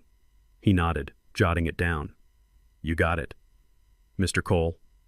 I wanted to reclaim the space. I wanted to fill that room with things that aged well, with things that gained value over time, unlike my relationship with my son. I wanted to walk down here and pick out a bottle of Merlot, not sit in the dark waiting for a tray of drugged oatmeal. By the end of the month, the house was finished. It did not look like the house Odette and I had lived in. It looked better. It looked like the home of a man who had survived a storm and come out the other side standing tall. I bought new furniture, leather armchairs that smelled of success, a dining table made of reclaimed walnut, and a sound system that could play my jazz records with crystal clarity. I sat in the living room listening to Coltrane play a saxophone solo that sounded like a prayer. I looked around. There were no pictures of Tyrone. The photos of his graduation, his wedding, his childhood birthdays were gone. I had burned them in the backyard, fire pit, watching the faces curl and blacken into ash. It was a funeral rite, a final goodbye to the boy who had died long before he went to prison. The doorbell rang. It was a Friday evening, 6 months after the arrest. The air was crisp, carrying the scent of fallen leaves. I walked to the door and opened. Walked to it. Mr. Jenkins stood there wearing a button-down shirt and slacks, holding a bottle of bourbon. "You clean up nice, Jenkins," I said, stepping aside to let him in. "You do not look so bad yourself, Harrison," he grunted, handing me the bottle. Behind him, a black town car pulled up to the curb. The driver opened the door and Ross stepped out. He was wearing a suit that cost more than my first car, but his smile was genuine. He carried a briefcase in one hand and a box of cigars in the other. "Gentlemen," I said, "welcome." We sat in the dining room under the warm glow of the new chandelier. The table was set for 3. I had cooked the meal myself: roast beef, garlic, mashed potatoes, green beans with bacon, and homemade cornbread.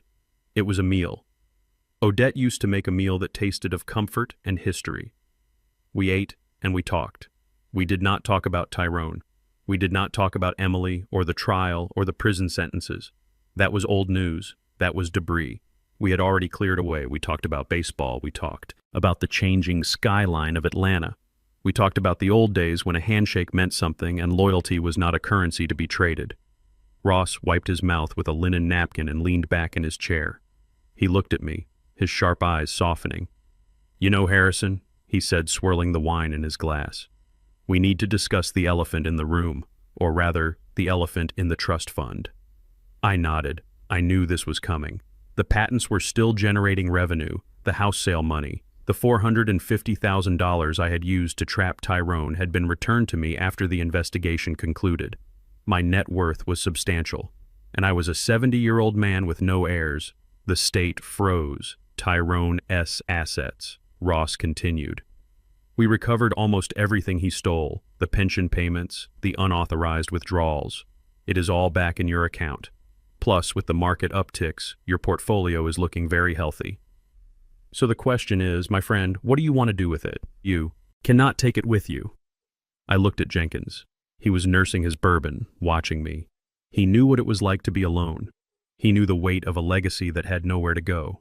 "I have been thinking about that," I said. I looked around the room at the wealth I had accumulated, the wealth that had almost gotten me killed. "It is funny, Ross. For 40 years I saved every penny for Tyrone. I thought I was building a future for him.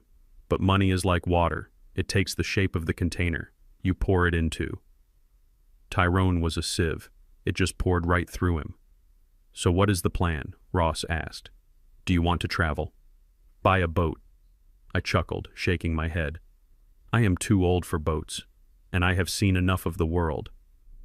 I want to build something, Ross, but not a building. I want to build a foundation." "A foundation?" Ross asked, raising an eyebrow. "I want to start the Odette Cole Scholarship for Structural Engineering." I said the words feeling right in my mouth, full and heavy. "I want to find kids like me, kids from the neighborhoods in South Atlanta who have brains but no money, kids who look at a bridge and see the math, not just the concrete. I want to pay for their tuition, their books, their housing. I want to give them the start I never had." Ross smiled. It was a slow, wide smile. "That is a lot of money, Harrison. We are talking about a perpetual endowment." "Do it," I said firmly. "Draft the papers. I want the first recipient selected by next fall, and I want one condition." "Name it." "They have to take a class on ethics." I said, "My son knew how to count money, but he did not know what it was worth. I want these kids to know the difference." "Done," Ross said, raising his glass. "To the Odette Cole Scholarship," to Odette, Jenkins added, raising his bourbon. "To the future," I said, clinking my glass against theirs. We sat there for hours telling stories, laughing, drinking the good wine. It was the best dinner I had had in years. It was a dinner with family, not the family you are born with, but the family you choose. The family that stands by you when the walls are falling down. Later that night, after Ross and Jenkins had left, I stood in the hallway looking at the control panel for the new security system. It was state-of-the-art. Biometric scanners, motion sensors, reinforced locks. It was a fortress. I tapped the screen, bringing up the camera feeds. I could see the front porch, the driveway, the backyard, the perimeter. Every angle was covered in high-definition night vision. I saw a car drive slowly past the house, slowing down, then speeding up. It was just a neighbor, but my instincts flared for a second. Then I relaxed. The system was active. The perimeter was secure. I touched the screen, looking at the empty driveway where Tyrone used to park his BMW, where Emily used to pose for her photos. It was empty now, just clean concrete and moonlight. "No one comes in," I whispered to the empty hallway. "No one comes in unless I open the door. Not friends, not neighbors, and definitely not family. I turned off the panel and walked to the kitchen. I poured the last of the wine into my glass and walked out onto the back porch. The air was cool and the stars were bright pinpricks of light in the velvet darkness. I sat in my rocking chair, the wood creaking softly underneath me. I took a sip of wine, tasting the dark fruit and the earth. It tasted like freedom. I was 70 years old. I had no wife. I had no son. I was alone in a big house filled with expensive furniture. People would look at me and see a sad old man, a victim, a tragedy. But as I rocked back and forth listening to the wind rustle the leaves of the oak trees, I did not feel sad. I felt heavy. Yes, heavy with the knowledge of what people are capable of. But I also felt light, light with the burden of lies removed. I had faced the worst betrayal a father can face, and I had survived. I had dismantled the trap and caught the hunters. I had rebuilt my home on my own terms. I raised my glass to the moon. "Here is to you, Harrison," I said softly. "You are still standing, and in the silence of the night, surrounded by the fortress I had built, I finally found the peace I had been looking for. It was a solitary peace, a quiet peace, but it was mine, and no one was ever going to take it from me again." My journey taught me that blood does not guarantee loyalty. We spend our lives building homes, careers, and families, but the strongest foundation must always be our own self-worth. I learned that saying no to toxicity, even when it shares your last name, is the ultimate act of self-love. You cannot save people who are determined to drown, and you certainly shouldn't let them use you as an anchor. True peace comes when you stop sacrificing your dignity to keep others warm. I lost a son, but I regained my life, and that is a victory worth fighting for. If you enjoyed this story of justice and resilience, please hit that like button and subscribe for more. Let me know in the comments. Would you have forgiven Tyrone, or did he get exactly what he deserved?